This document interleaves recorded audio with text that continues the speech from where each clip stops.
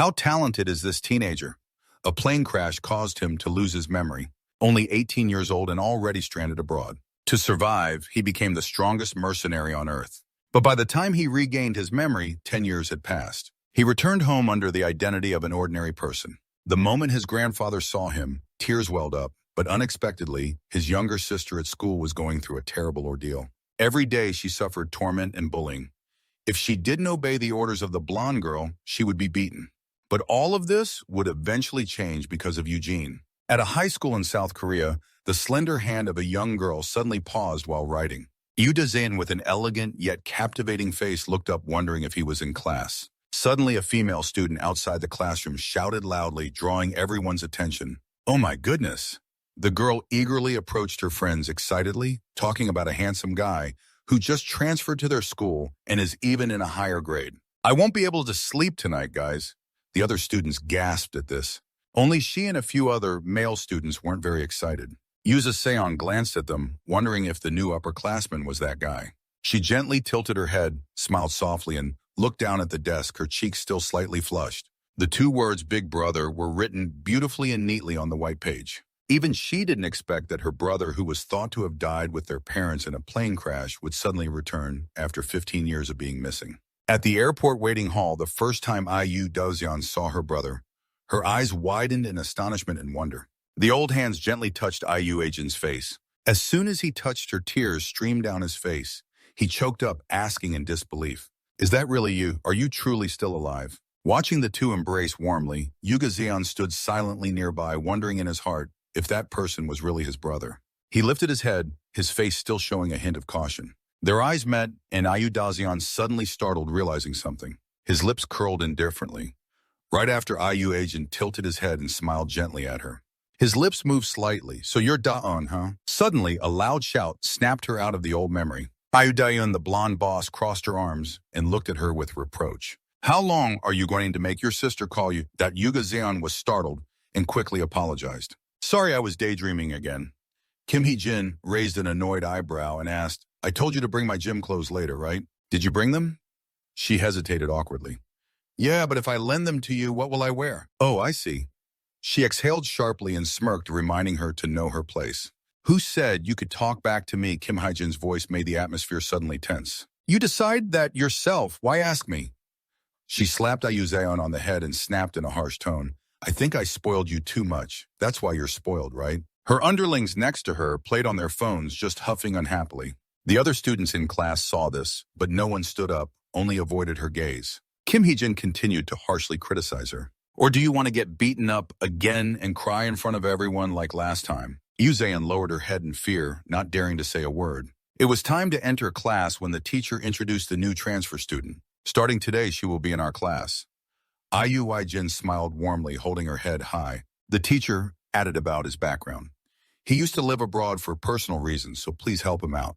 The female students below blushed excitedly, whispering, "Such a handsome guy, seriously." The blonde guy with corn-colored hair is Eugene. He looked bored, leaning on his hand, clearly not happy. The teacher looked toward the empty desk where the bald student sat, then immediately decided Yu Dae-in's seat. "See that empty seat? Go sit there." Obediently, he replied, "Yes, ma'am," and gently walked to his seat. At that moment, Lee Jae-hyun looked up at him once. His lips twitched, scowling with annoyance, silently wondering how those girls ended up with this high-five guy. "Looking so delicate and weak, Juju Oppa." From behind, suddenly someone called out affectionately, "Lee Jae-hyun." He immediately caught the signal and nodded in response. When he was near his desk, Lee Jae-hyun sneered silently at this fool. His walk looked so cowardly, let him be humiliated a bit easier to discipline later. Then he instantly put his leg out, trying to trip him. Suddenly, Eugene stopped. He looked down confusedly. On this side, he also looked down at the leg blocking his way and saw he didn't fall for the trap. He felt silently annoyed. "Damn it, I calculated that perfectly." Eugene said nothing, just gave him a glance. Seeing that, Lee Jae-hyun muttered angrily, "Who does this bastard think he is glaring at me like that?" Then he snapped, sharply, "What glare? Trust me. I'll gouge your eyes out, you dog." Suddenly, memories flashed in his mind of when Kang Ham-chan warned Eugene. "Listen carefully when you're in Korea. Avoid fighting as much as possible." He sighed and replied, "I know already." Kang Ham-chan nodded lightly. "Oh, I was just worried." Suddenly, Yu Ye-jin continued. Of course. How could I attack without data about the surrounding terrain? No way I'd act rashly and get killed like an amateur. The more he spoke, the more confused his face looked. He confidently asserted, Lieutenant, I've been on the battlefield for 15 years, so this is my expertise. The more he spoke, the more wrong he was. Kang Ham-chan raised his hand to stop him. That's enough. That's not what I meant. I told you not to fight because I was worried about your opponent. Recalling that warning, he saw him still staring and threatened, what the hell are you glaring at? Want to die? Even with that threat, Ijin kept looking intently, full of sharpness. Suddenly the teacher asked, why are you just standing there? He turned and forced a smile. Yes, sorry. Then he immediately walked past him. Lee Jae-hyun saw that and chuckled silently. He's twisted, what a chicken. Watching IU, Ijin obediently return to his seat, Ju Hyuk-jin leaned on his hand, laughing. After he reached the back of the class, the teacher spoke to the student next to him. Park Hyung-chan, since you're sitting next to him, please guide him. He's polite, he replied. Yes, ma'am. After class, the teacher said, thank you all, see you next lesson. The friendly student turned to IU Eugene to introduce himself. Hi, I'm Park Yun-chang. He said his name was IU Eugene, right? He smiled and quickly replied, yeah. Park Yun-chang glanced cautiously behind, then leaned close to whisper. You must be a bit surprised, right? I saw Lee Jae-hyun sticking his leg out. He looked toward Lee Jae-hyun, who was cursing while playing on his phone. Damn new style, huh? That bald-headed guy is Lee Jae-hyun. In our class, there are two bad boys, Lee Jae-hyun and Ju Young-jin.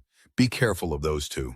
Our homeroom teacher is way too kind. Ju Young-jin spread his hands and said to Lee Jae-hyun, give it to me. Then he asked, how should we pay? Park Yun-chan reminded him, oh, the first period is math. Yoon-jin smiled and replied, thanks. Hearing that, he shyly put his hand behind his head and said, no problem, secretly thinking he seemed friendly. He reminded him one last time before the teacher started the lesson. I know if you have questions, I'll try my best to answer. The math teacher pushed up her glasses and told the class open to page 47. Then she wrote math exercises on the board. The class quietly focused on the lesson. Eugene sat quietly at the back of the class, observing, then glanced at Park Yong-chan beside him, who was listening attentively. Seeing that he glanced right to observe a student sound asleep, then shifted his eyes to the other desk, where some were secretly laughing during class, then looked down at students playing during PE class. Seeing such a peaceful scene made him recall those times on the front lines, always having to fight, soaked in rain, injured or exhausted, but still gritting his teeth to keep running, crawling through dangerous mud, undergoing harsh physical training and weapons practice. Since he was a child, harsh training had shaped him into who he is today. He closed his eyes after reminiscing, a thought striking him, this country is truly peaceful. Then at dusk, Yuza Seon quietly headed home alone. The female students walking ahead paused, blushing as they wondered who he was. Suddenly, she looked up in surprise. It turned out IU Ijin was standing at the school gate waiting for her. As soon as he saw her, he smiled gently. Eurazian asked him, were you waiting for me? He softly replied, yeah, I wanted us to go home together, or are you busy? She looked around anxiously, hesitating as she explained, no, it's just... Seeing this, he gently said, then let's go home. Yuzaseon smiled obediently and answered, okay. They walked home together, but he didn't say a word, and she shyly stayed silent. Feeling the atmosphere was a bit tense, he spoke first. This feels kind of weird, huh? Yuzaseon startled and quickly explained, no, it's not that weird. Well, maybe a little. Noticing her awkwardness, he reassured her, you don't have to be embarrassed. Actually, I feel the same way. He began to share when the accident happened. He was only 9 years old, and he barely had any memories of her or their grandfather. He only knew he had a little sister and a grandfather. For her, it was probably worse since she was only 7 then. At that point, she suddenly fell silent. Suddenly, a nose sound made her cautious. Hyejin's kid called out, when is it coming over? The juniors of big sister Kim Hyejin were gathered at the convenience store chatting. He said it was on its way.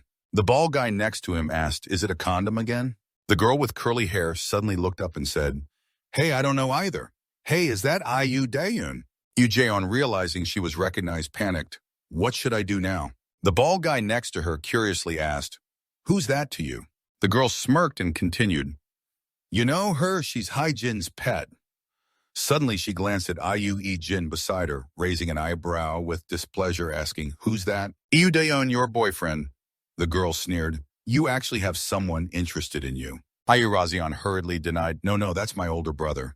The girl asked again. Older brother. You have an older brother, Ayu. Jin lowered her head.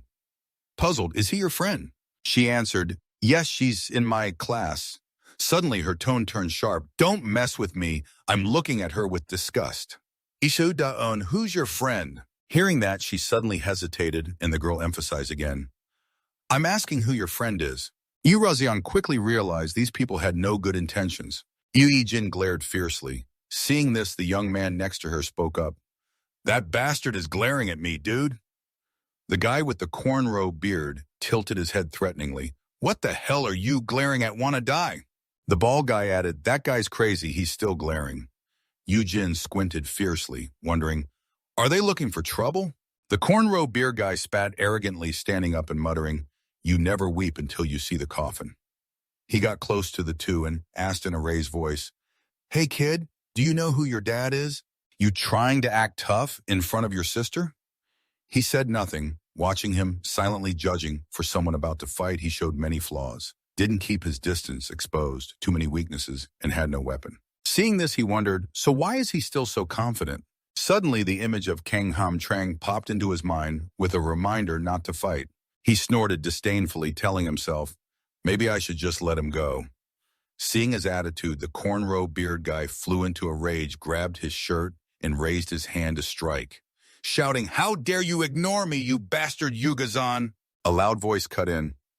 I'm sorry, my older brother has lived abroad since he was young, so he's not used to the culture here yet.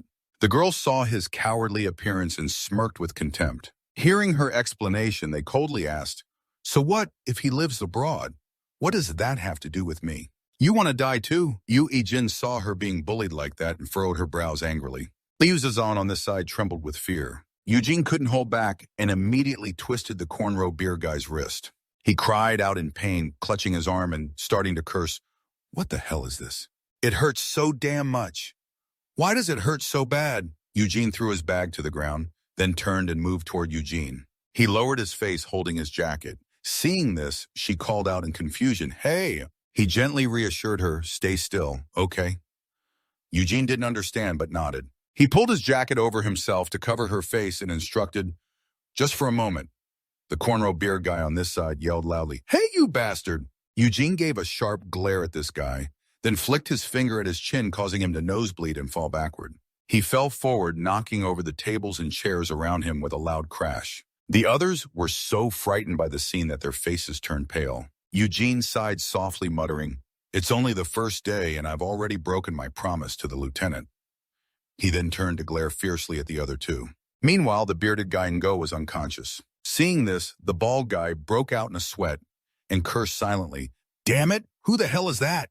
As the sun set behind the mountains, the steady footsteps of the soldiers echoed in the twilight. 3 rows of soldiers ran evenly, training diligently. Kangham Chan stood on the side, sternly supervising them. At that moment, a soldier called out, isn't the medic the one who said today was the day? I mean the day Yi Jin comes to school. He replied coldly, yes. Despite half a year of training, I still felt worried. The soldier beside him added, sir, he's lived in a place like this for 15 years since he was 9. But hopefully he'll adapt well.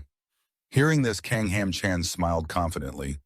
If he follows what I've taught, nothing will happen, right? The soldier agreed, of course, sir.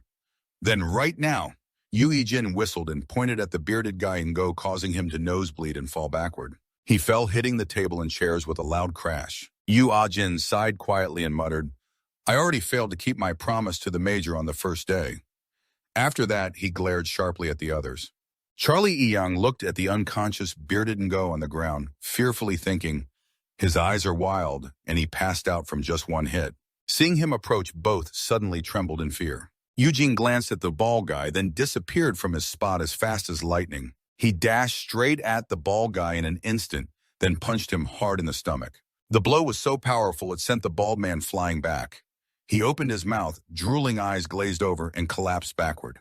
From the balcony above, there was a thud. Charlie Young was scared, pale, and speechless. At this moment, Yu Yijin turned toward her. His eyes were filled with deadly intent, as if wanting to devour her alive, causing her to shiver in fear. Suddenly, Da Jing called out in fear, oh, Dad! She took off her jacket and stared around wide-eyed. Jaeon stared in shock at the two thugs who had been knocked out, wondering what had happened. She had only just pulled the jacket over herself a bit when Eugene glanced at her. Meanwhile, Lee Young kept trembling and sweating. He coldly stepped past her and walked toward Jaeon. Approaching, he asked with concern, "I'm sorry, was it a surprise?" She startled and said, "Ah." He suddenly stammered, "Ah, do you want something to eat?" "I'll buy it at the convenience store." She quickly declined, "No need." He agreed, "Why?" She looked up at him, staring as if wanting to say something. Noticing this, he scratched his head awkwardly. "Well then, let's go home." She obediently agreed, "Yes." Jaeon held his jacket hesitantly. "And please kindly accept this." He smiled gently. "Thank you." Li Yang watched them from a corner, his face pale, recalling Eugene's earlier demeanor, wondering if he was crazy or really the same person. Jaeon prepared to leave, glanced at her once, then nodded goodbye. "I'll go ahead."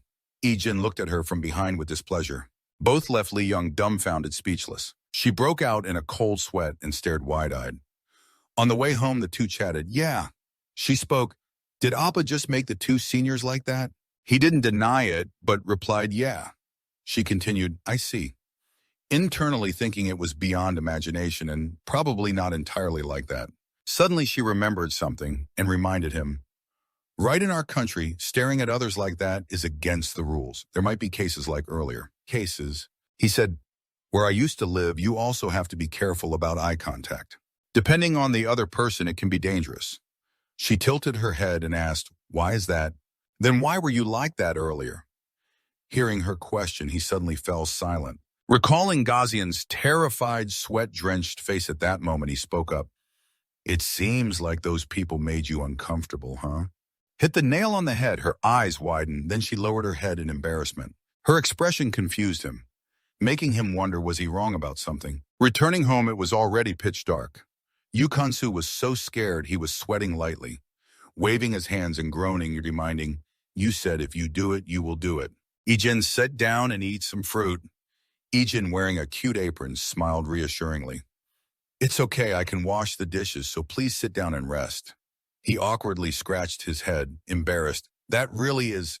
Hearing him washing dishes in the kitchen, he was still anxious and restless. After a while, he glanced at him, then cheerfully said, "I don't know if today's food suits your taste, although I said I prepared it, I'm not very good at cooking."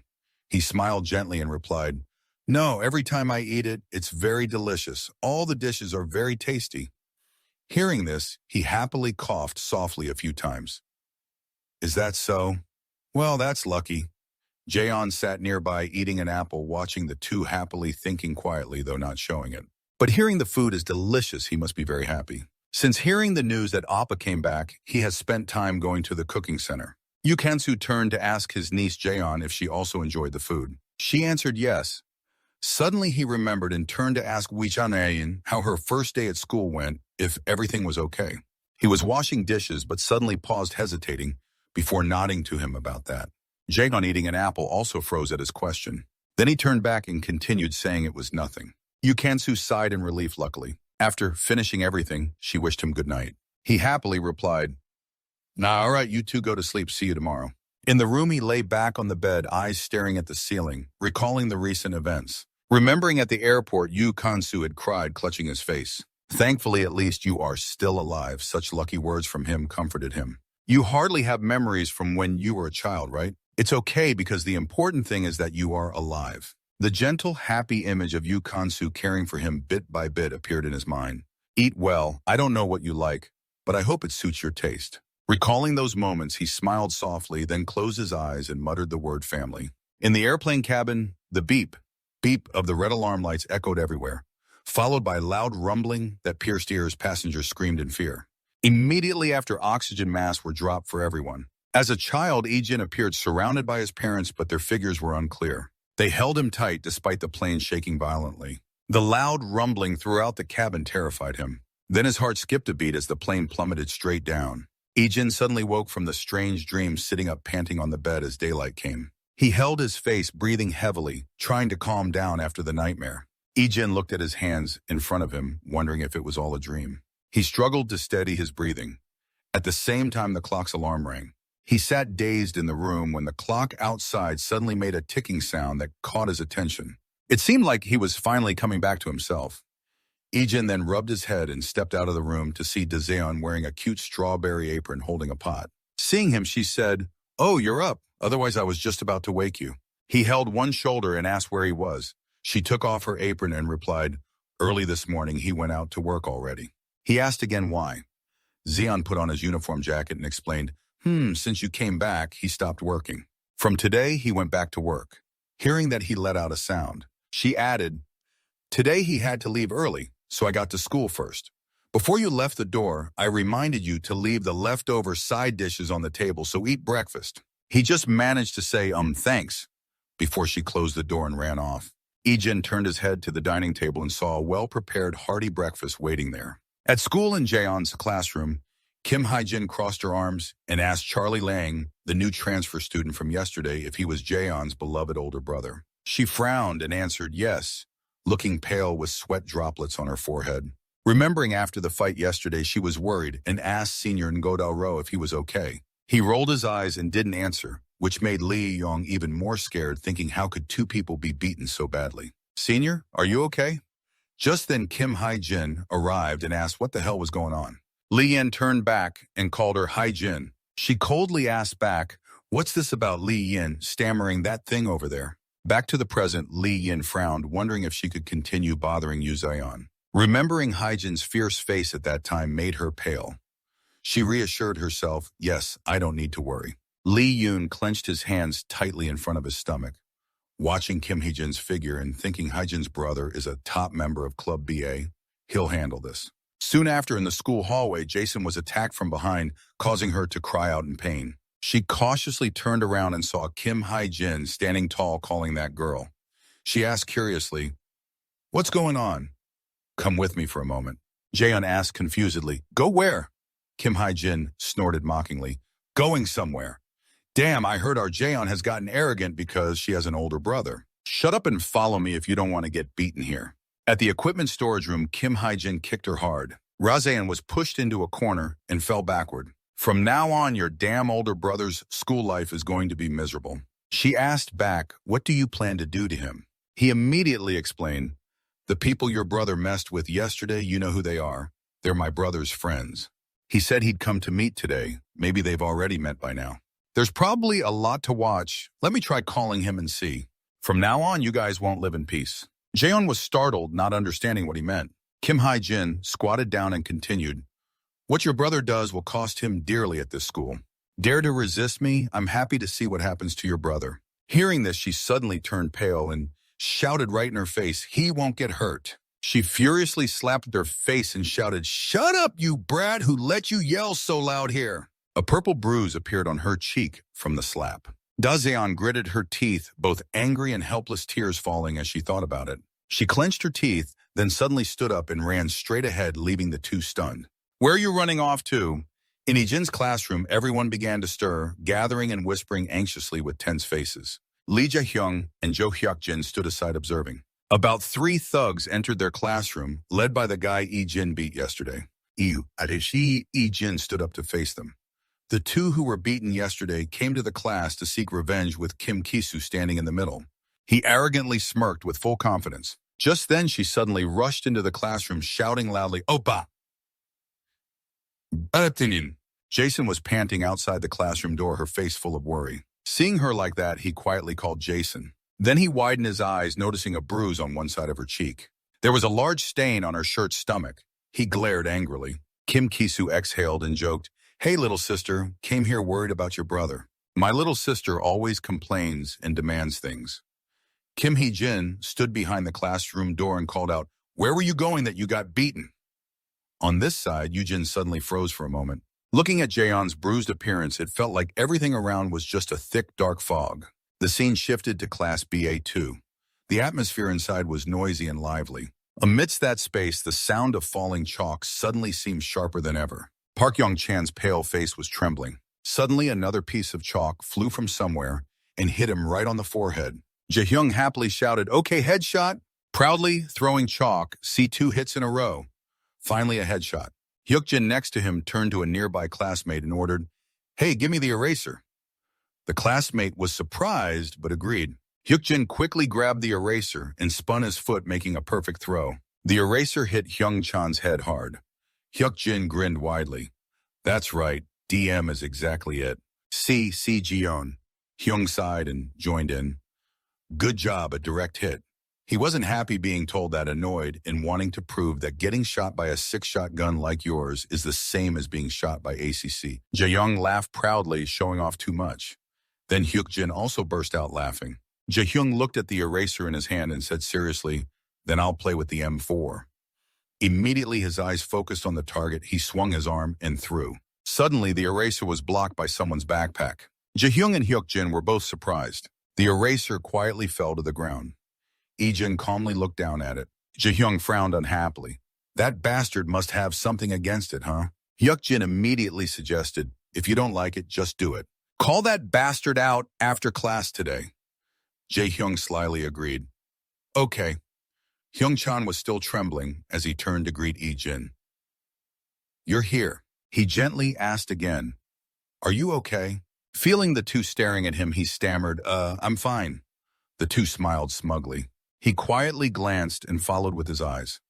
Suddenly, Hyung-chan leaned over and asked Waijin, so what are you doing after class today? He excitedly suggested, want to go for a walk around with me? I'll show you a place worth visiting. Unfortunately, he declined. Probably not today. I have to go home with my sister today. Hyung-chan asked, your sister who moved here with you? Ijin denied, no, my sister has been studying at this school from the beginning. Hyung-chan continued, what's her name? Maybe I know her too. He calmly said a name, Yuzeon. Suddenly, he was stunned speechless. Hyung-chan flustered, confirming, Yuzeon first year, Yuzeon your sister. He remained calm as usual. Yeah, how do you know? He seemed hesitant. Seeing this, he was very curious why. Finally, Hyung-chan decided to be honest.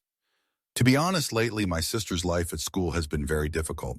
He was surprised. Difficult how? He sadly lowered his eyes, then calmly told him everything he knew. Since middle school, his sister had been famous for being smart and beautiful. So many male students paid attention to her. However, a girl who liked one of those boys, out of jealousy, started bullying her. Easy seriously asked, bullying.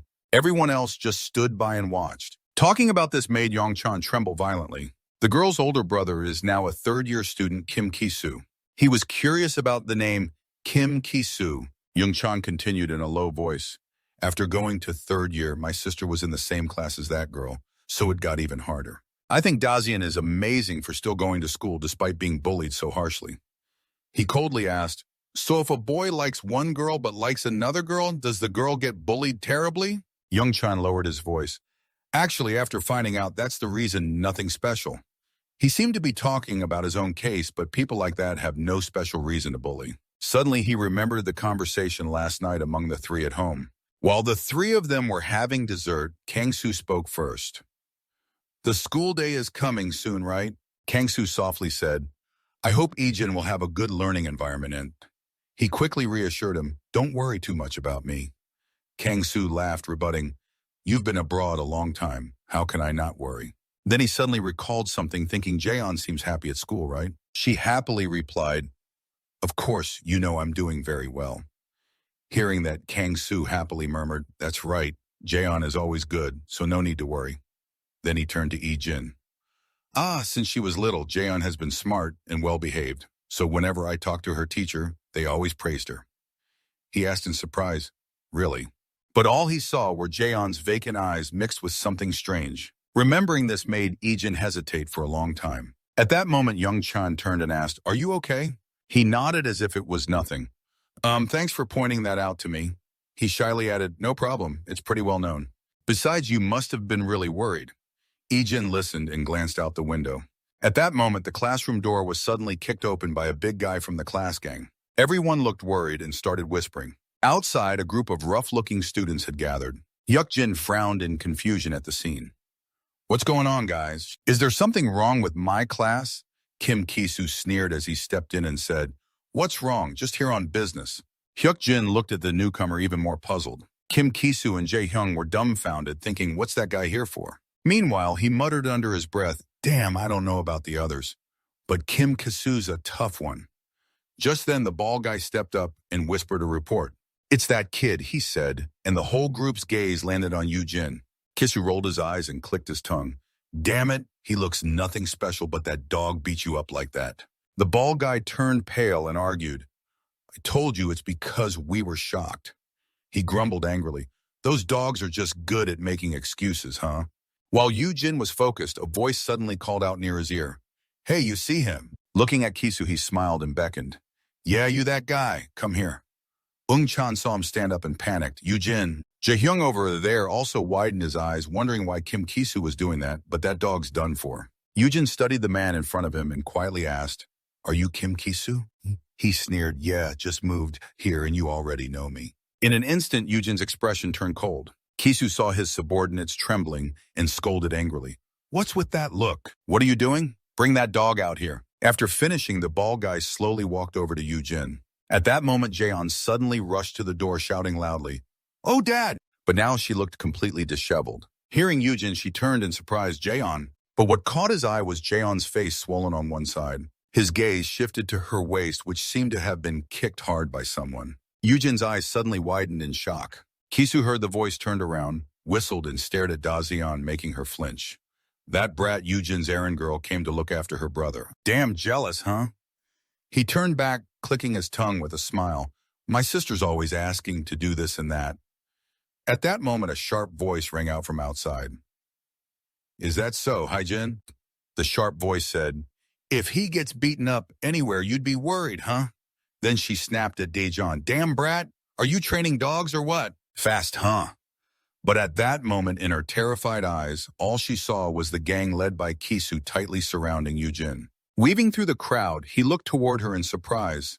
Unable to hold back, Jaeon sobbed and stammered, "Sorry, Oppa, it's my fault." Even Eugene rolled his eyes in disgust. "Damn, what an act."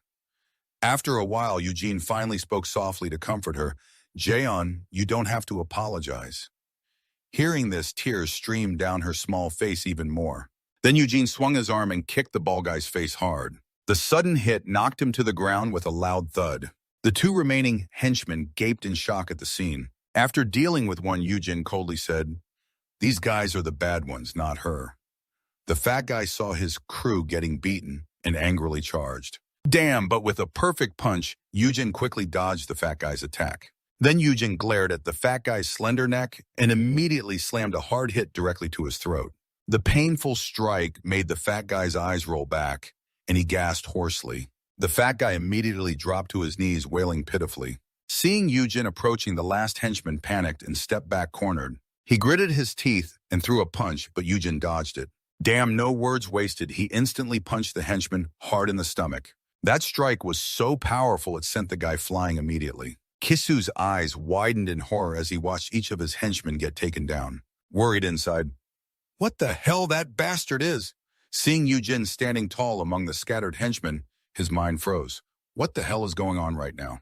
Not just him, Hyungjin and Jae-hyung also widened their eyes in disbelief at the scene. Outside the door, Hyungjin and his female henchmen were also gaping in shock. Jason, seeing his brother so fierce, couldn't help but stare with mouth agape. Eugene coldly glanced around the classroom, then frowned slightly. "I heard my little sister has been suffering a lot because of you." As soon as he said this, the two Kisu brothers jumped in fear. The whole class stared at Kim Kisu, who sneered and said, "You're quite the dog, huh?" Then he looked at Eugene with contempt. Eugene heard this, but just looked at him, refusing to respond. Feeling insulted, Kim Kisu flew into a rage and charged straight at Eugene, yelling, "You damn idiot!" He kicked directly at Eugene's head. Ignoring the words, "I told you right." Excited, "Got you." But no, Eugene caught Kim Kisu's kick with his hand. Eugene looked straight at him without a hint of retaliation. Kim Kisu went berserk. "Damn it, stopped, huh?" But it was the opposite. He quickly switched feet to launch a surprise attack, but his sly trick wasn't as fast as Eugene's skill level. Eugene swiftly switched hands to block it. At that moment, Eugene grabbed the leg he was kicking with and pulled him closer. Then he swung his fist straight at his face. Kim Kisu couldn't react in time and fell flat on his back. He sat up, holding his bloody face, angrily cursing, "Fuck." His eyes looked up. Eugene stood towering before him. Eugene still said nothing, staring coldly at him. Suddenly he realized something, but it seemed too late. Eugene delivered a kick straight to his face, causing Kim Kisu to collapse unconscious on the floor. The whole class was stunned, everyone's eyes wide open. Lee Ji-hyung and Hyuk-jin turned pale, their jaws dropping as if they might hit the floor silently, thinking even Kim Ki-soo went down. Damn it, Hwang Dong-yu, Zaeon, and Kim Hyun-jin were just as shocked as them. Kim Hyun-jin broke into a sweat, thinking, what the hell? What is this? Yoo-jin walked toward Hyung-jin and Charlie Young, making the two women shake in terror. Could it be? Yoo-jin looked at them with an expressionless face, clenching his fists. Kim Hyun-jin's eyes widened in fear. Could it be I'm next? At this moment, Jaeon grabbed Yoo-jin's hand to pull him back. Oh, Dad, stop it. Then looking at Jaeon, he began to ask, I heard you've been severely bullied by these guys till now. She looked up at her brother and hugged him. Yoo-jin continued to look at his sister seriously. Weren't you just bullied a moment ago, too? Jason's face was bruised and swollen on one side. Looking at his brother, confused, she lowered her head, thinking, Appa, how do you know about that? Jason immediately realized it meant another fight because of him. She tried to tightly hold Eugene's arm and smiled reassuringly. I'm fine now, really, so please stop. The more she said it, the tighter she held Ijin's hand. Ijin responded quietly, I know, let's go. He turned and gave a gentle smile to his sister. I'll take you back to class. Then walked straight toward the classroom door. Razian hurriedly followed behind. Yes, the two of them went back to class together. The conversation started buzzing. Wow, awesome. What just happened? Did Kim Ki-soo's group get beaten up by one guy? At the back corner of the class, Lee Ji-hyun sat on a desk with a stunned face. That new dog who transferred here is insanely strong. He thought with relief, I almost got done for. Bak Yong-chan sat frozen without a word. Kim Hee-jin was furious about what just happened, silently cursing her useless comrades lying beaten on the floor. The two brothers walked down the school hallway. Ra Zaeon spoke first. You seem pretty good at fighting, huh? I was really surprised. Hae-jin added, yeah, she sighed softly. It's always because of me. Ijin paused. What? She lowered her head, her words tinged with guilt. Because of me, you had to fight yesterday and today again. Ijin smiled softly. What are you talking about? Of course, he said. I have to do it. As soon as she heard the answer, she looked up at Ijin in surprise. He pondered for a moment, then began to share about where he used to live. Most people only think about themselves and live at the expense of others. No matter what happens, if they're okay, they won't care about others, but even those people sometimes act differently. He turned to Rajan and continued, when it comes to family, it's different. At that moment, Jason, hearing his brother say that, hesitated. Family. The intense past battle scenes of Ijin gradually appeared in his memory. Thick smoke everywhere, continuous gunfire and explosions, everyone holding guns shouting to protect their lives. From behind a tree appeared a figure. He suddenly recognized him and turned around pointing his gun.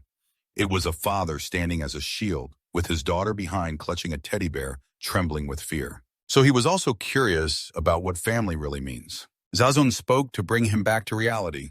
He said, I don't really remember my grandfather or you. He honestly replied, that's right, I still can't clearly recall, but clearly we are family. Ijin answered firmly and smiled brightly. Zazon looked at him. Her cheeks flushed. They just stared at each other like that until the chatter of students from other classes snapped her back to reality. Jason walked to the opposite side, raising both hands. Obama, that's enough. Now you should go back to class. Ijin asked in surprise. Why you said you'd take me back? Jason just pointed to his class sign, right there just ahead. He asked again, is that okay? She waved goodbye. Ijin, you're so adorable. Go ahead and get to class first. Then quickly went inside, leaving Ijin standing there smiling alone. In Ijin's classroom, when he entered, everyone whispered and understood quietly, making way for him to take his seat. Lee Ji-hyung immediately acted friendly and praised. Hey, you're amazing at fighting. What did you learn where you used to live? Huh, Ju-hyung Jin? Someone next to him added, I thought it was a high-level massacre or something. Kim Ki-soo ran outside like a dog fleeing. Eugene had returned to his seat, but the two still shouted over, that was really cool. Eugene glanced at Eugene, then spoke frankly. Young Chang, quickly bowing his head shyly. You actually look pretty cool. Wee Jin looked at him and chuckled. Kim Ki-soo slammed his fist on the table, his henchmen trembling like tractors. He angrily cursed silently. That bastard has something different, the vibe or fighting style. Kim Hae-jin looked at him and spoke up. Are you going to keep going like this forever? You just got hit because you were careless. Just don't let it happen again next time. They all lowered their heads deeply after hearing this. She raised her voice.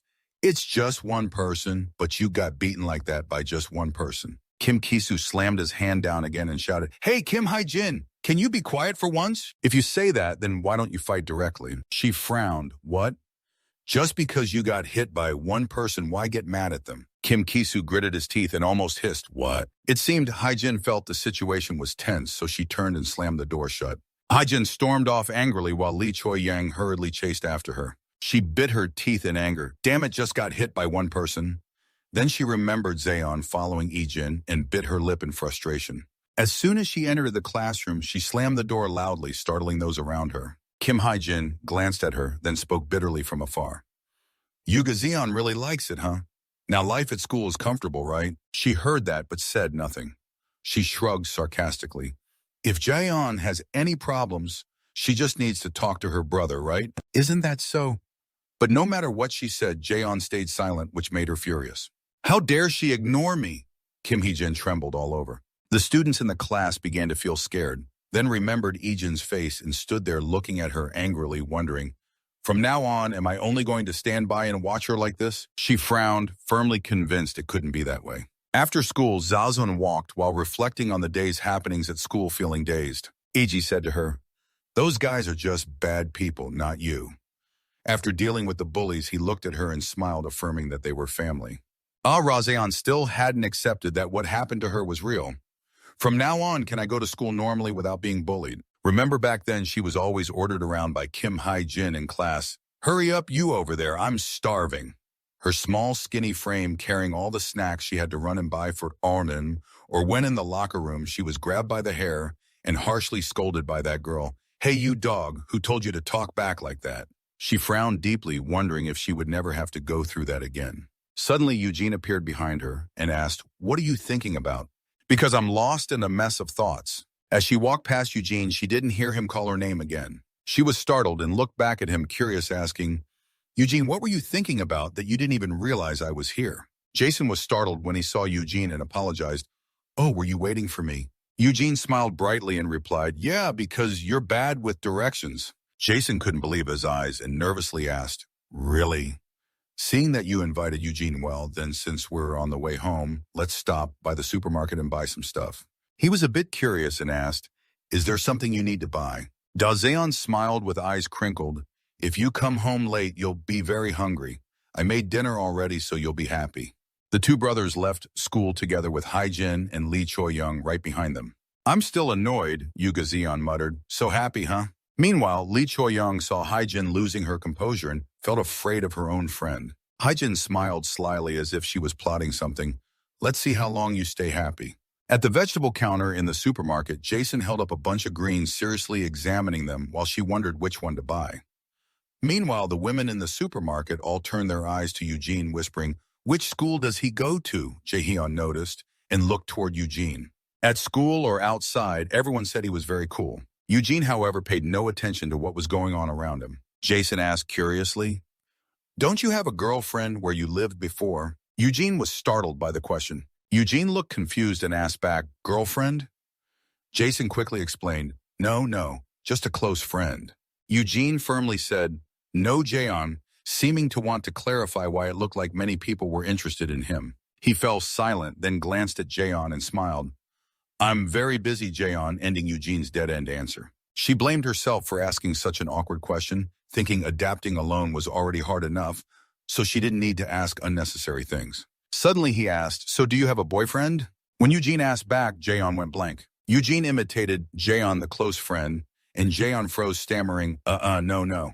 Eugene was also curious why Dazeon was no different from Eugene, earlier silent, but a second later, she smiled brightly and said, I'm busy too. In the apartment, he handed Eugene a brand new sealed phone.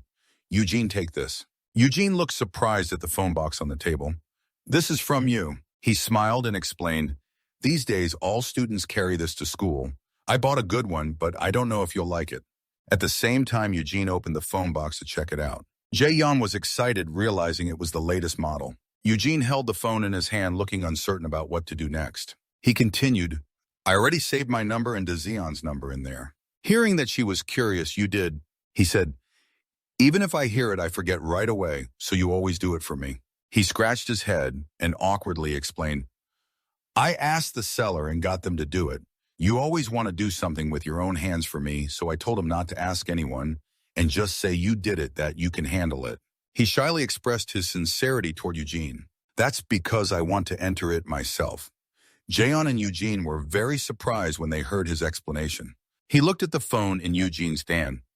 Unboxing these days is very important, but since I wanted to enter the phone numbers, I opened it already. Is that okay? Eugene was always polite and gentle with him, replying, Of course, sir. Then he suddenly remembered and asked, Dajon, I bought one for you and him, so you're not upset, right?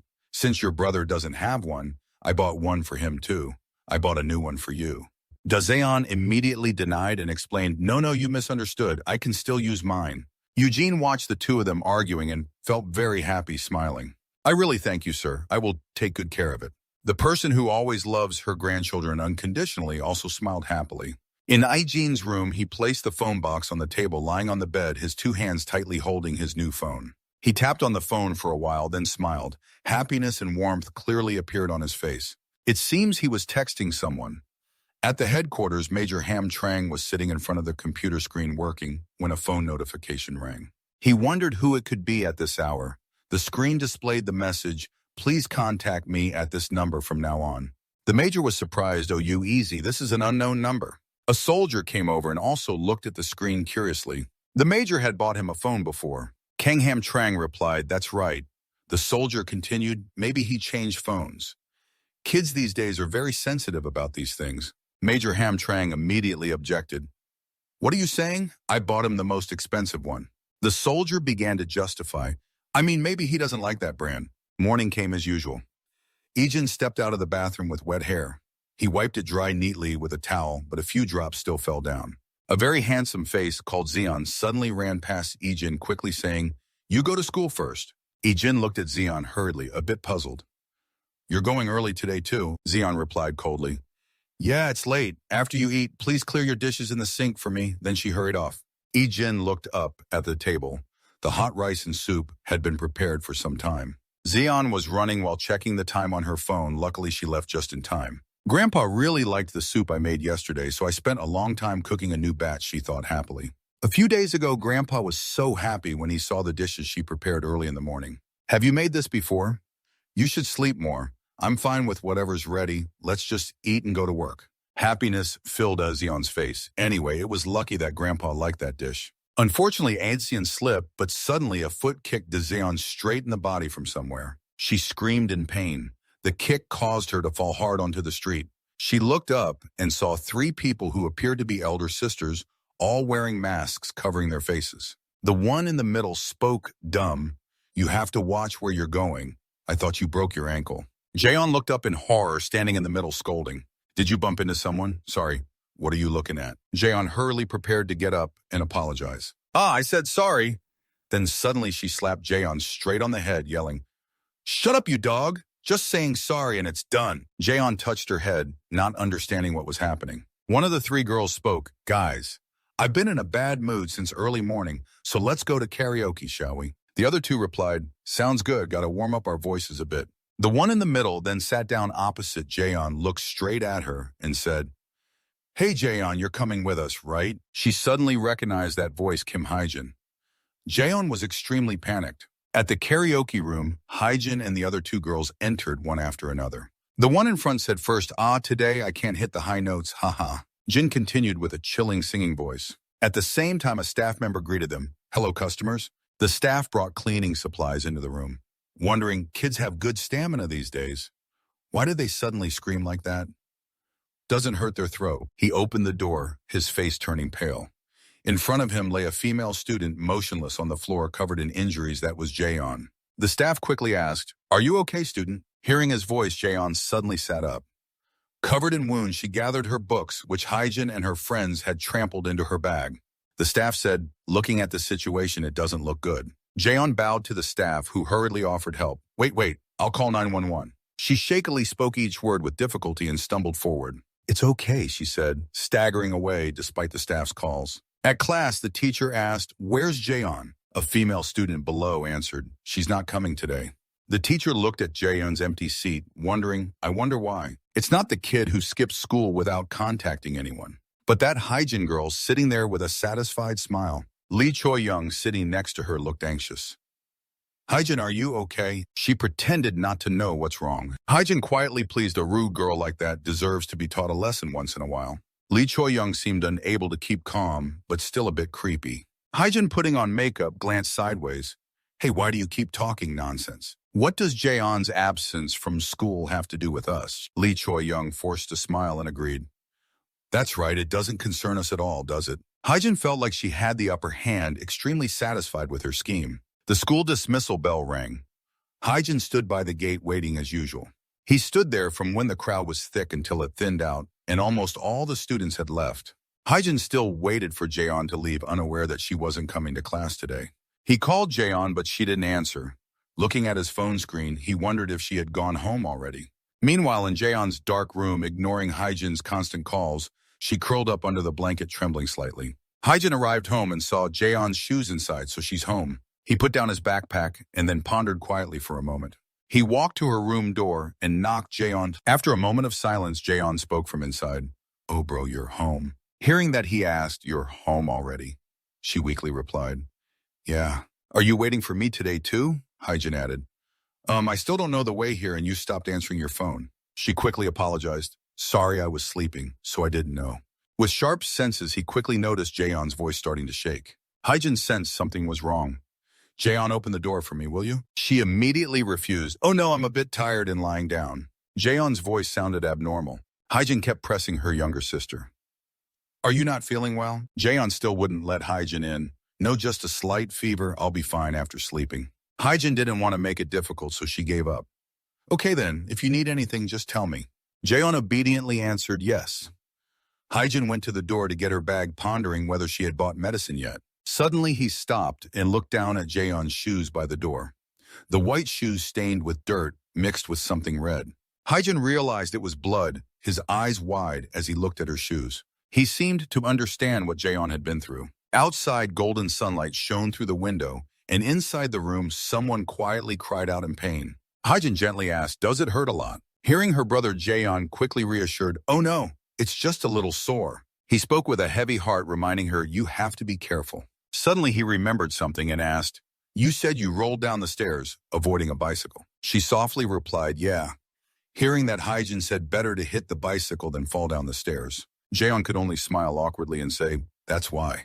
He looked into her eyes, worried, and asked, is it really okay not to go to the hospital? Hearing that Jaehyun was so scared, she trembled continuously. Jaehyun coldly replied, oh, I'm really fine. But inside, she was terrified, telling herself, if I go to the hospital, they'll find out it wasn't just a fall down the stairs. She recalled the morning at the teacher's room.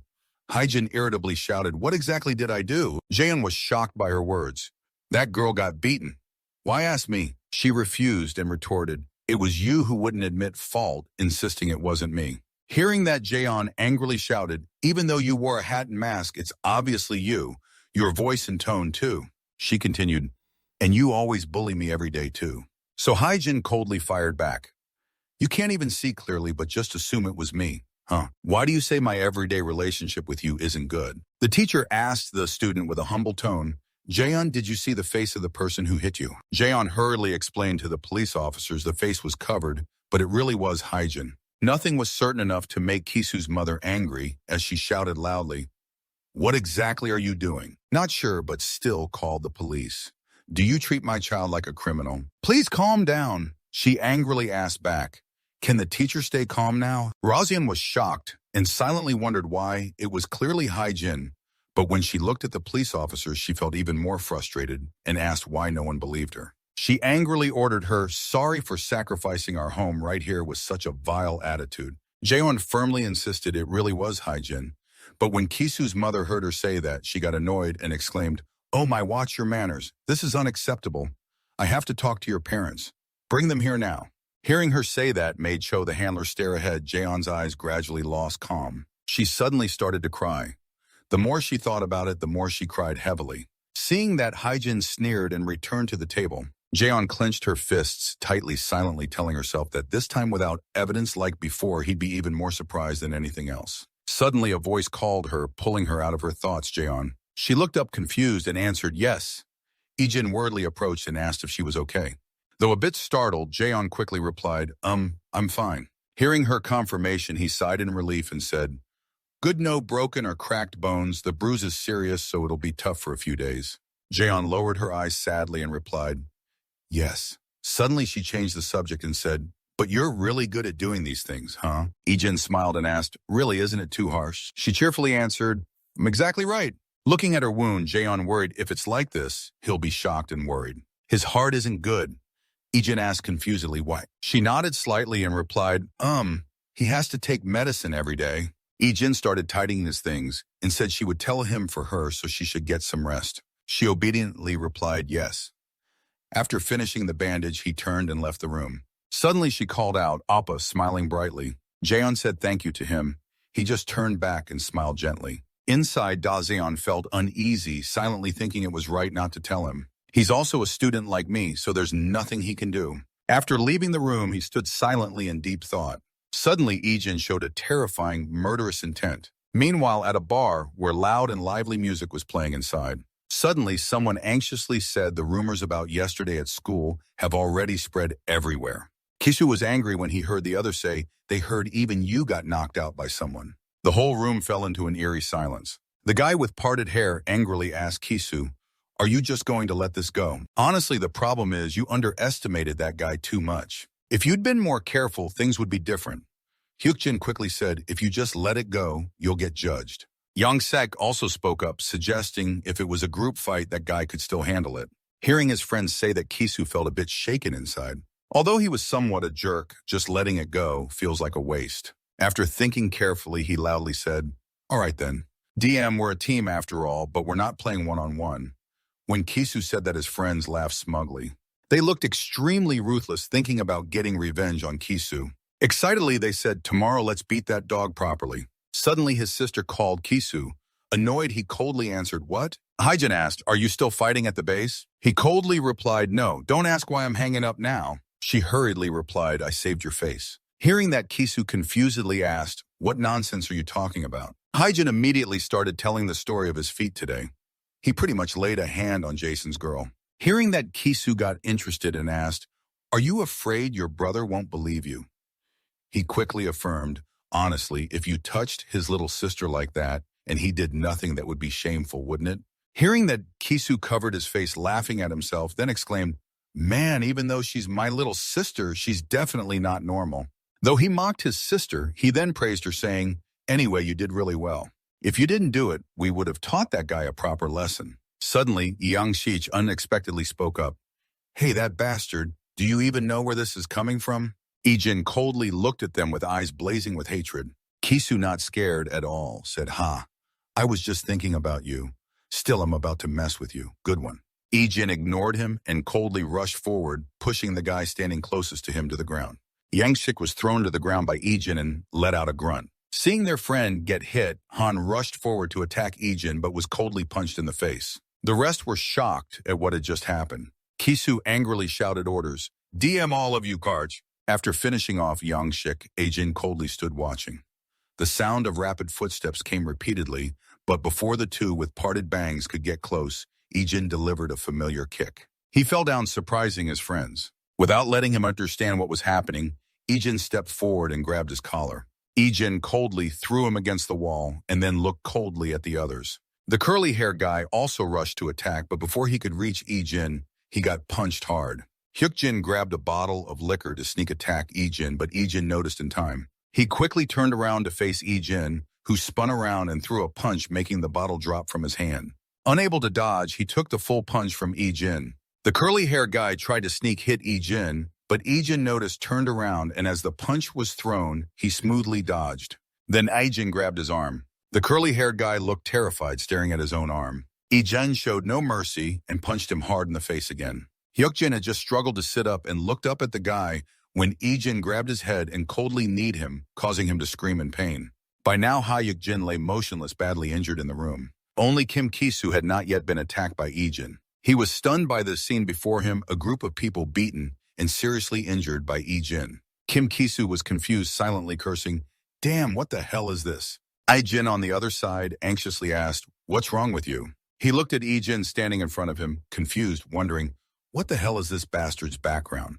Ijin coldly called Kim Kisu's name in the coldest tone. As soon as he heard his name, Kim Kisu suddenly panicked. His body chilled.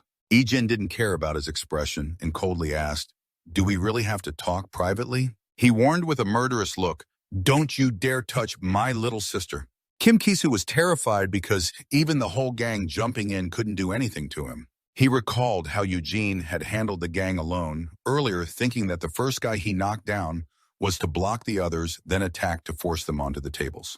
In a short time, he even took advantage of the structures in the place. He wondered, how do I beat this bastard? Eugene asked him, "What did I ever do to you guys?" Fearful but still bold, Kim Kisu said, "Hey, wait, why are you asking?" He threw a glass toward Iu Ijin and shouted, "You already know."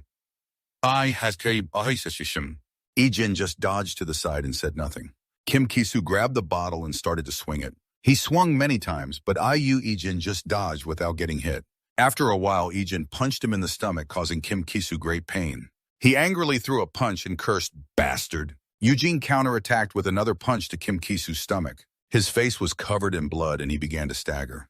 Kim Kisu started breathing heavily, cursing silently. Damn it. Kim Kisu looked at Iu Ijin and thought, how can he be so calm? Meanwhile, he gently asked, "Why would you guys hurt that weak child?" Kim Kisu smashed the bottle shards flying everywhere. He tried to stab him with the broken glass, cursing as he did, "Die, you dog." Ijin's face showed no change.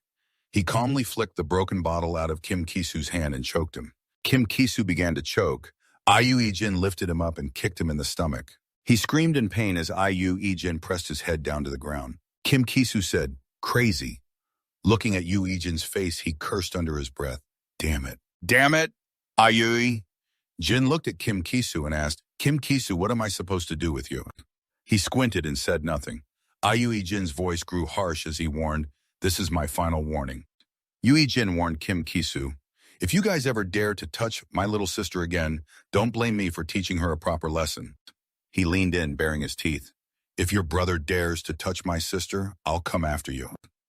Ui, Jin pressed his elbow into Kim Kisu's neck and shouted furiously, "If I come again, I'll throw you on the ground." He said, "I can't breathe." He kept holding him like that for several minutes. Yu Ijin threatened, "It won't be this simple next time," then released Kim Kisu's neck. His face was pale blue, but he still squinted at Iu Ijin. Yu Ijin stepped away from Kim Kisu's body. He clutched his neck in pain and started coughing uncontrollably. Iu Ijin just turned his back and walked away.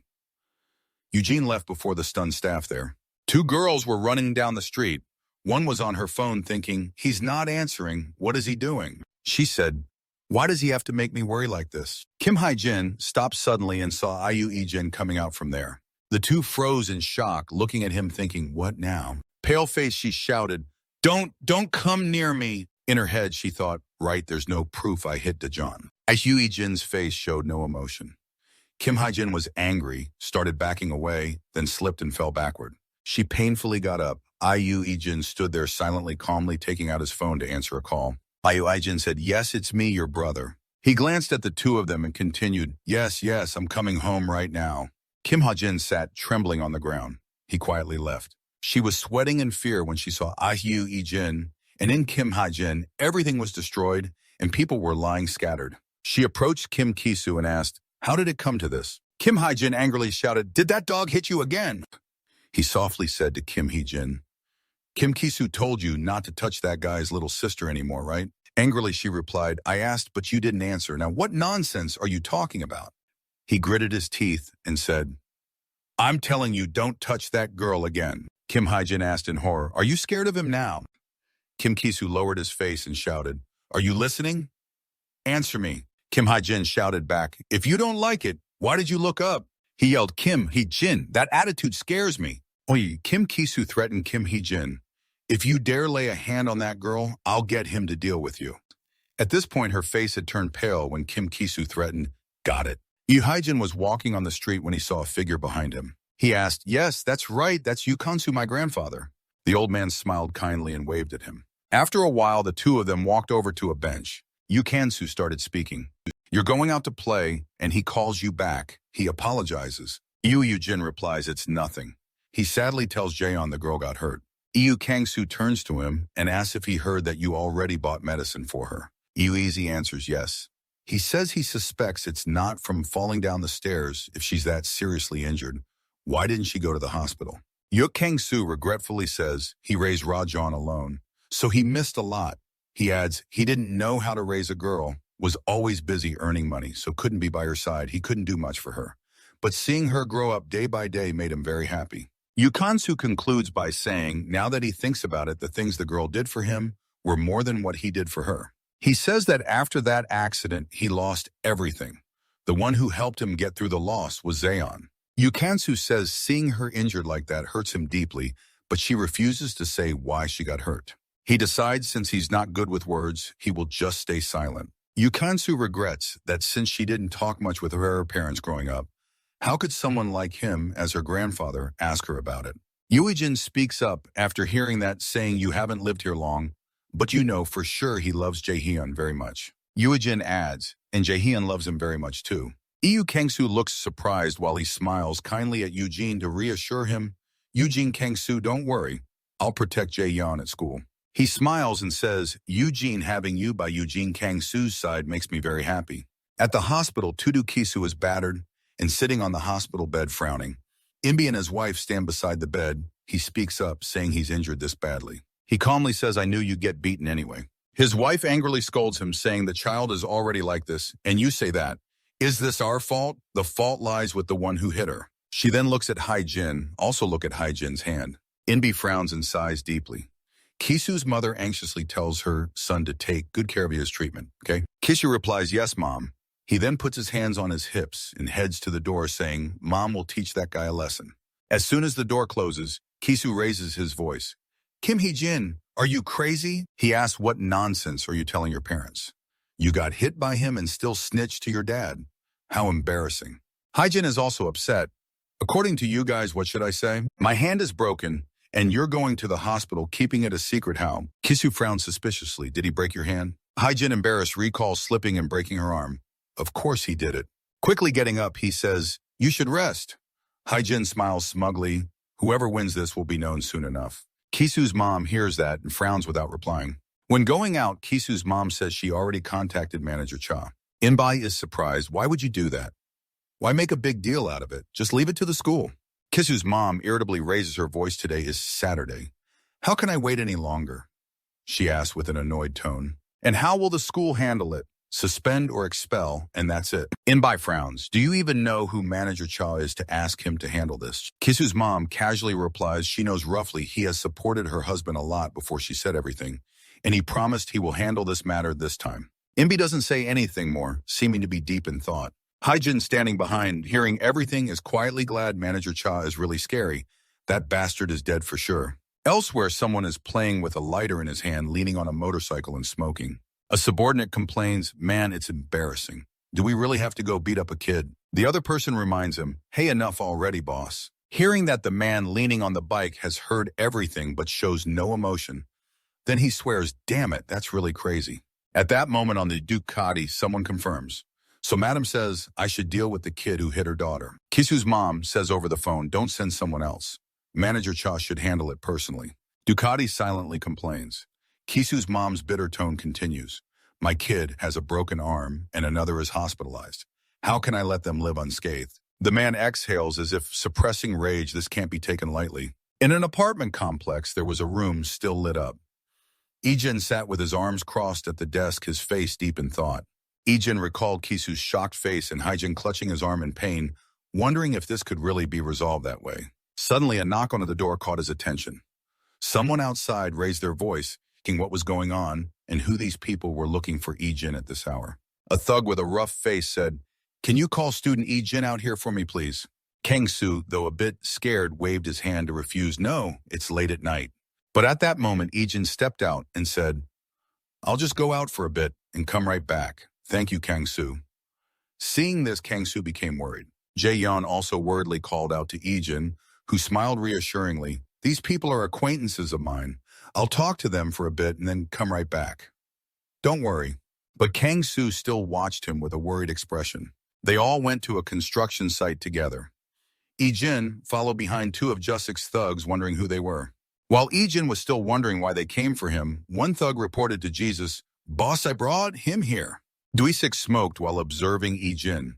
The thug added, "This guy's pretty decent," didn't resist, just silently followed along. Duisik flicked away his cigarette. "All right, what's the plan? Let's get this done and go." The thug immediately grabbed a bat. "Yes, he told me to hold one of his arms." Duisik was busy on his phone. "We should notify and confirm the job's done right." The other thug kindly reminded him, "Since he followed so obediently, we'll finish quickly. It'll hurt a bit, though. Hold him tight." Duisik kept scrolling his contacts, thinking, which number was the madam's? That black-haired one warming up his shoulders looks pitiful. Why did you mess with those kids? At this moment, Ajin finally spoke after staying silent. "Are those guys Kim Kisu?" Joseph's finger paused on the phone screen. He clicked his tongue in annoyance. "These damn dogs keep talking nonsense. When this is over and we get back, I'll teach you a lesson." Joseph glanced to the side, seeing Ejin's cold, calm face. He thought, this guy's Ejin letting his men handle it. Duisik looks thoughtful despite the threats. He shows no expression. Suddenly, Ejin grabbed the bald thug's wrist in reverse, easily pulling him forward and holding him tight with his other hand. Ejin jabbed his elbow straight into the bald thug's face. Duisik was startled by the sudden move. The other thug swung the bat at the dog. Ejin quickly ducked and dodged. The thug got angrier, ready to swing again. "I'll beat you to death." Ejin quickly leaned in toward him. Duisik wondered if he was going to trap the bat, and sure enough, Ejin caught the bat with his hand, then delivered an uppercut to the thug's chin, followed by a knee strike to his stomach. Ejin grabbed the thug's head and easily pinned him down. Duisik calmly assessed, his punches are well trained. The bald thug grabbed Ejin tightly from behind. "Got you now. Damn it, dog, how dare you knock me down?" Ejin remained calm as usual, elbowing the thug in the stomach, then hitting his chin with another elbow, making the bald thug's head snap back. Joseph watched Ejin effortlessly take down his thug and whispered, "This kid isn't just well-trained. He's definitely been through many fights." Now Ejin turned to look at him. Joseph spoke, "You're not just an ordinary high school kid, are you?" Scratching his head, Joseph stepped closer. I'm old enough. Why would I have to get involved with a high school student?" Ejin said nothing, silently thinking this man was very suspicious. The two approached each other step by step. Duisik suddenly threw a punch, but Ejin dodged it. Duisik smiled with interest and started throwing punches continuously. Ejin nimbly dodged, all by leaning, ducking, or slipping aside, his face fully focused. Ejin observed Joseph's side. He kept dodging Joseph's moves, but then a punch swung close to his face. Joseph smirked triumphantly, thinking he had landed a hit, but Ejin managed to block the blow with his hand. Ejin jumped back. Joseph exclaimed, "Whoa, you actually blocked that." Ejin said nothing. He looked down at his wrist, which had started swelling and reddening from blocking the hit. He silently realized Joseph might have intended for him to block it. Joseph then questioned, "I thought I could handle you easily. So who exactly are you?" Ejin calmly answered, "Just an ordinary high school student." Duisik smiled on the outside, but was suspicious inside. How could he be just an ordinary high school student? His fighting skills were on a completely different level. He observed Ejin and in his mind assessing that to both block an attack and counterattack, he must be someone with extensive experience fighting strong opponents. Duisik kept thinking, but how could this high school kid have that kind of experience? Seeing Ejin raise his hand and prepare his stance, Duisik smiled. Looks like the kid's ready. Excited, he charged forward. "All right, then I'll have a proper fight with you now." Ejin used one hand to block Joseph's arm horizontally. His other hand clenched into a fist, ready to counterattack. Ejin threw a powerful punch straight at Joseph's face, but Joseph dodged. Joseph quickly punched back, but Ejin grabbed his arm and took the chance to punch Joseph in the stomach. Duisik realized this and gritted his teeth, thinking, "Damn it, could Ejin really dodge that punch so quickly?" Ejin then struck a painful punch with his other hand straight to Duisik's face. Now Joseph understood that Ejin deliberately didn't dodge the attack, but blocked it to counterattack. Thinking this, Duisik's veins bulged in anger. He gritted his teeth and threw a punch, thinking, "You little punk, you want to fight me head on." Once again, Ejin blocked the attack. Duisik was startled when he saw the fearless look in Ejin's eyes. Ejin quickly punched Duisik's face off to the side and followed with a hit to the stomach. Ejin punched Joseph's back again and didn't stop there. He raised his hand and flipped Joseph's chin up toward the sky. Joseph took the series of blows and fell to the ground, blood trickling from his mouth. Silently, Joseph thought, this is crazy. I'm being taken down by a high school kid. Joseph completely collapsed under Ijin's attacks. Looking into Ijin's eyes, Dushich thought, not a trace of fear since the start. I don't know who this guy really is, but these kids have seriously picked the wrong person to mess with. Meanwhile, near the councilman's place, 2 bodyguards were still standing watch. Mother Kisu was anxious. Why haven't we heard from Chief Cha yet? Try contacting him. Imbi remained calm, arms folded. Once he's done, he'll get back to us. Hijin sighed on the sofa as the phone rang. Mother Kisu loudly ordered, put it on speaker. Let me hear. Dushika's voice came through the phone. Councilman, this is me, Imbi replied to Chief Cha. Sorry for bothering you with these trivial matters. Mother Kisu showed irritation. What trivial matters? Our child just got beaten up. Dushik replied, not at all. On the contrary, I should be the one apologizing to you both. Inbi was confused. What do you mean? Dushik didn't explain much, but implied that your child has angered the wrong person. Mother Kisu was puzzled. What did you say? Dushik answered, I was beaten by him. Hearing that, Imbi froze disbelief on his face, thinking, Chief Cha, who can handle anything, was taken down by a high school kid. Joseph's tone was sure and strong. Just then the door to the room opened slightly. Both turned to look outside and saw the 2 bodyguards lying defeated on the floor. Seeing that both Mother Kisu and Imbi were stunned, Haijin's eyes also widened in shock. Haijin stepped inside as Joseph spoke on the phone. Looks like he's not an ordinary high school student. The councilman's door slowly closed behind them, leaving the 2 battered bodyguards behind. Dushik was speaking when a sudden sound came from the phone. He frowned. Already here so soon? Why can't we figure out what this kid is really up to? Dushik leaned back, sighing. Anyway, I was defeated by a high school kid, so this has to stop. At this moment, Ijin appeared inside the councilman's room. Haijin turned pale when he saw him and quickly stood up. Mother Kisu shouted, So it was you, kid, who got my son into this mess. Inbi warned her, stay calm. Mother Kisu frowned even more. What did you say?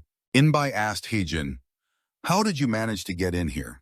He calmly replied, There were only a few people blocking the way. Inbi frowned, thinking not only Chief Cha, but even the bodyguards at the door were taken down. Then he remembered what Dushik said earlier. It seems the councilman's child has seriously provoked the wrong person. How did he even know I was here? Kisu's mother didn't understand the situation and spoke disdainfully to Ijin. Look at his attitude. This world must be too easy fighting. Since he was little means he probably looks down on everyone. She took out her phone. You're really something, abusing my son and then attacking the bodyguards who dared to break into a congressman's room illegally. Heejin sighed in relief, thinking, that's right, just like Mom said. Seeing her actions, Heejin also felt confused. Even if he was good at fighting without thinking, just calling the police would solve it. So what was she planning to do? Kisu's mother arrogantly held up her phone. The police, huh? You should be calling Inspector Choi. Do you know who you're messing with?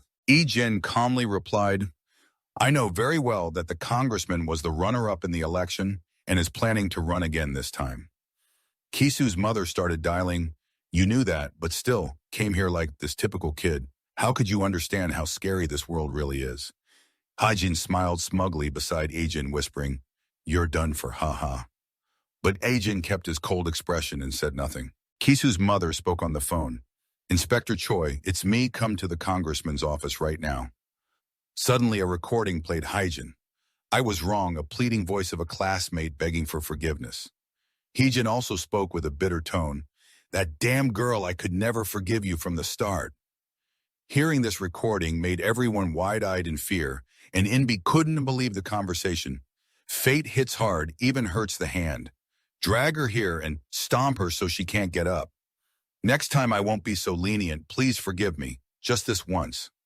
It turned out Ijin had shown the phone containing the video recording of Heejin's bullying. What was that about, 180,001 fate?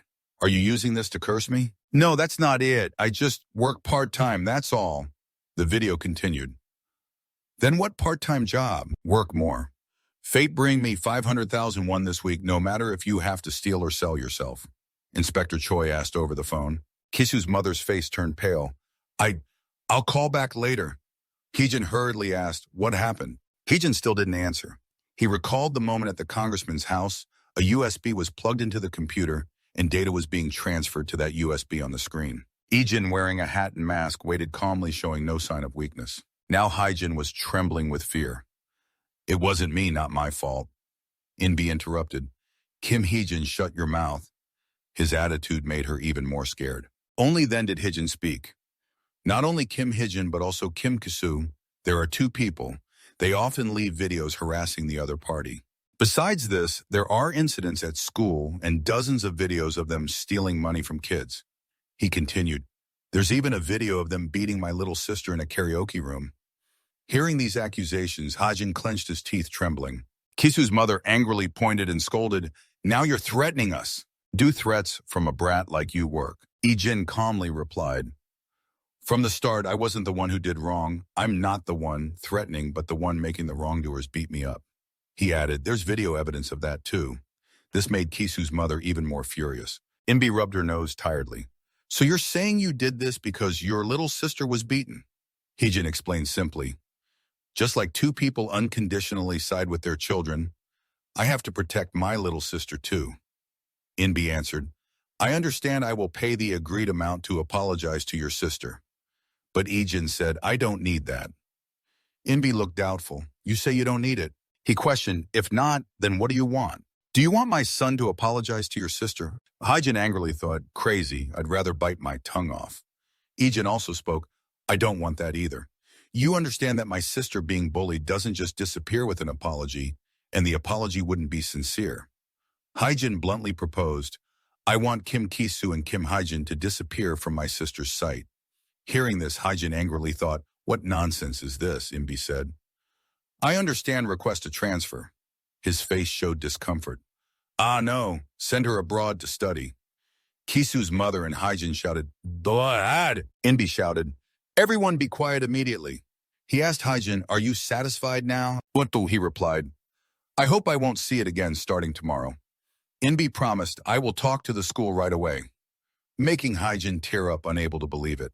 As Hyjin turned to leave, Inbi spoke, wait, I've heard your request and followed it, so I hope to receive the original video you have. Ijin didn't answer immediately, but stared at him. Inbi felt uneasy and thought to himself, that gaze isn't like someone Kisu's age. Sure enough, Ijin said, you're looking at me like I'm an idiot. Inbi trembled and opened his mouth. Ah, he blurted out, already regretting his words.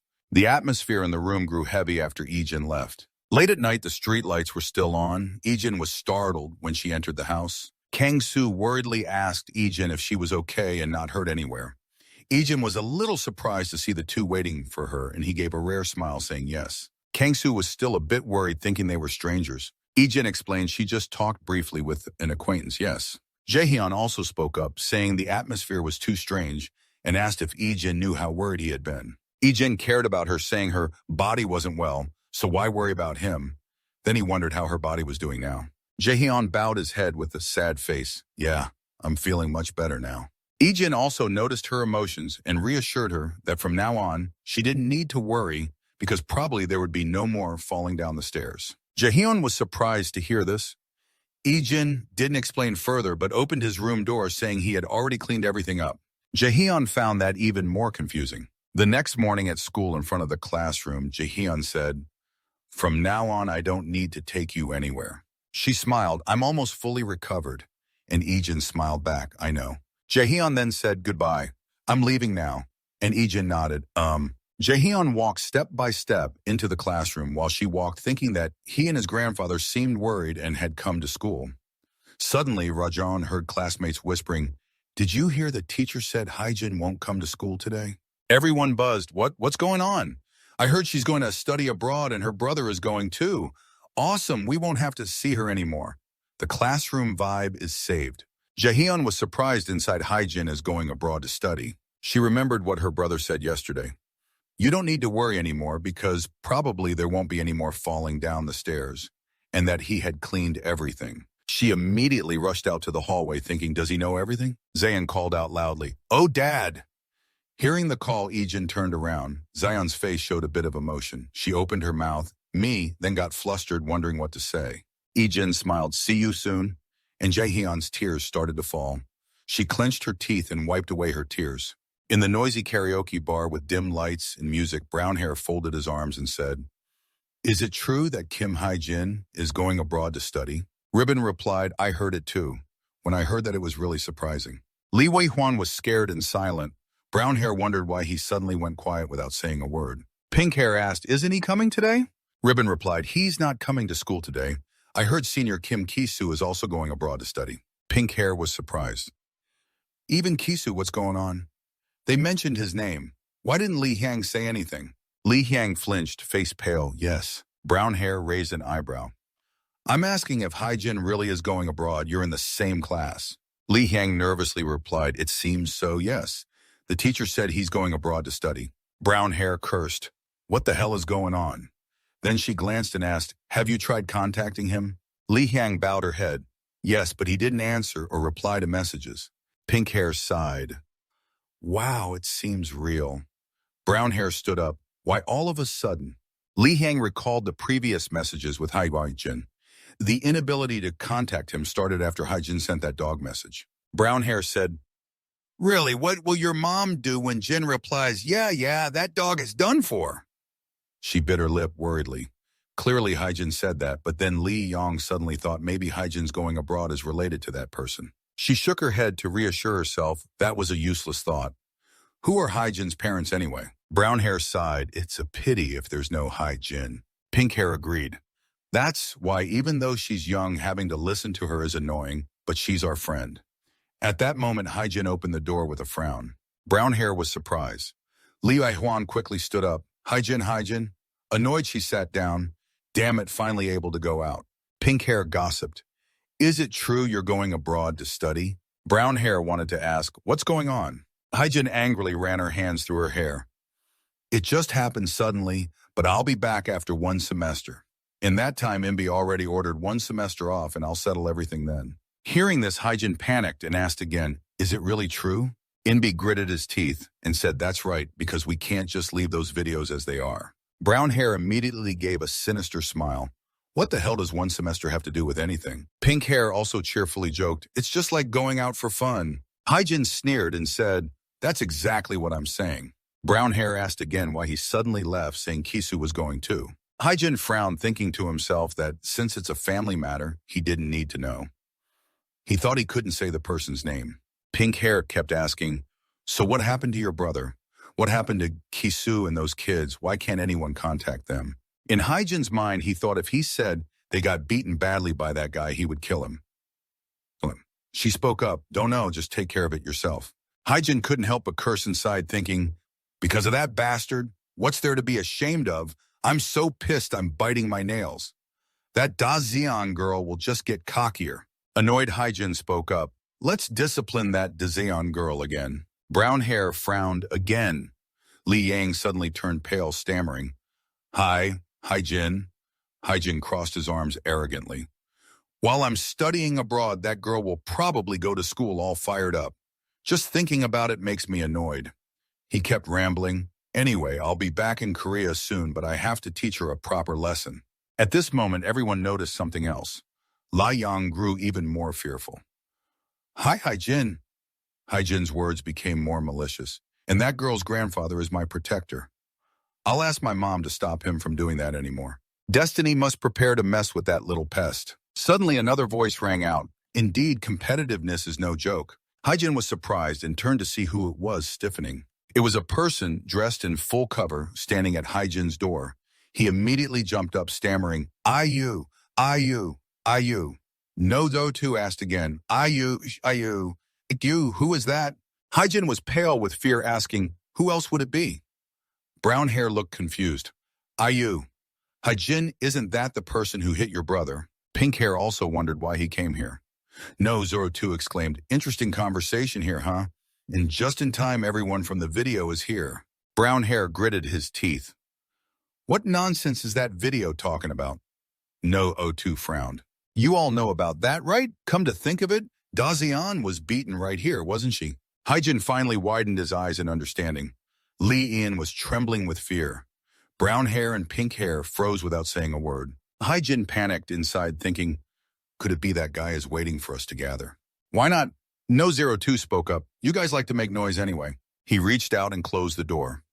No, O2's eyes stared directly at the female students in the room. The door slammed shut, locking everything inside. Inbi at the hospital was annoyed. Where did Hai-Jin go? Haven't seen him since earlier. Kiso explained before leaving. He said he was going to say hi to some friends. Inbi gritted his teeth hearing that. What he's supposed to stay quiet until he boards the plane. The secretary suddenly opened the hospital room door. Senator Inbi, may I ask? The secretary hurriedly turned on the TV. Maybe you should watch this, sir. The female students' voices were truly shocking. I heard they recorded everything they did on video. Someone replied, yes, sir, the number of videos reached dozens. If they hadn't recorded every time, wouldn't there be even more? Kiso's whole family widened their eyes watching the news on TV. Civil organizations and political figures called for special laws and proper punishment for the perpetrators.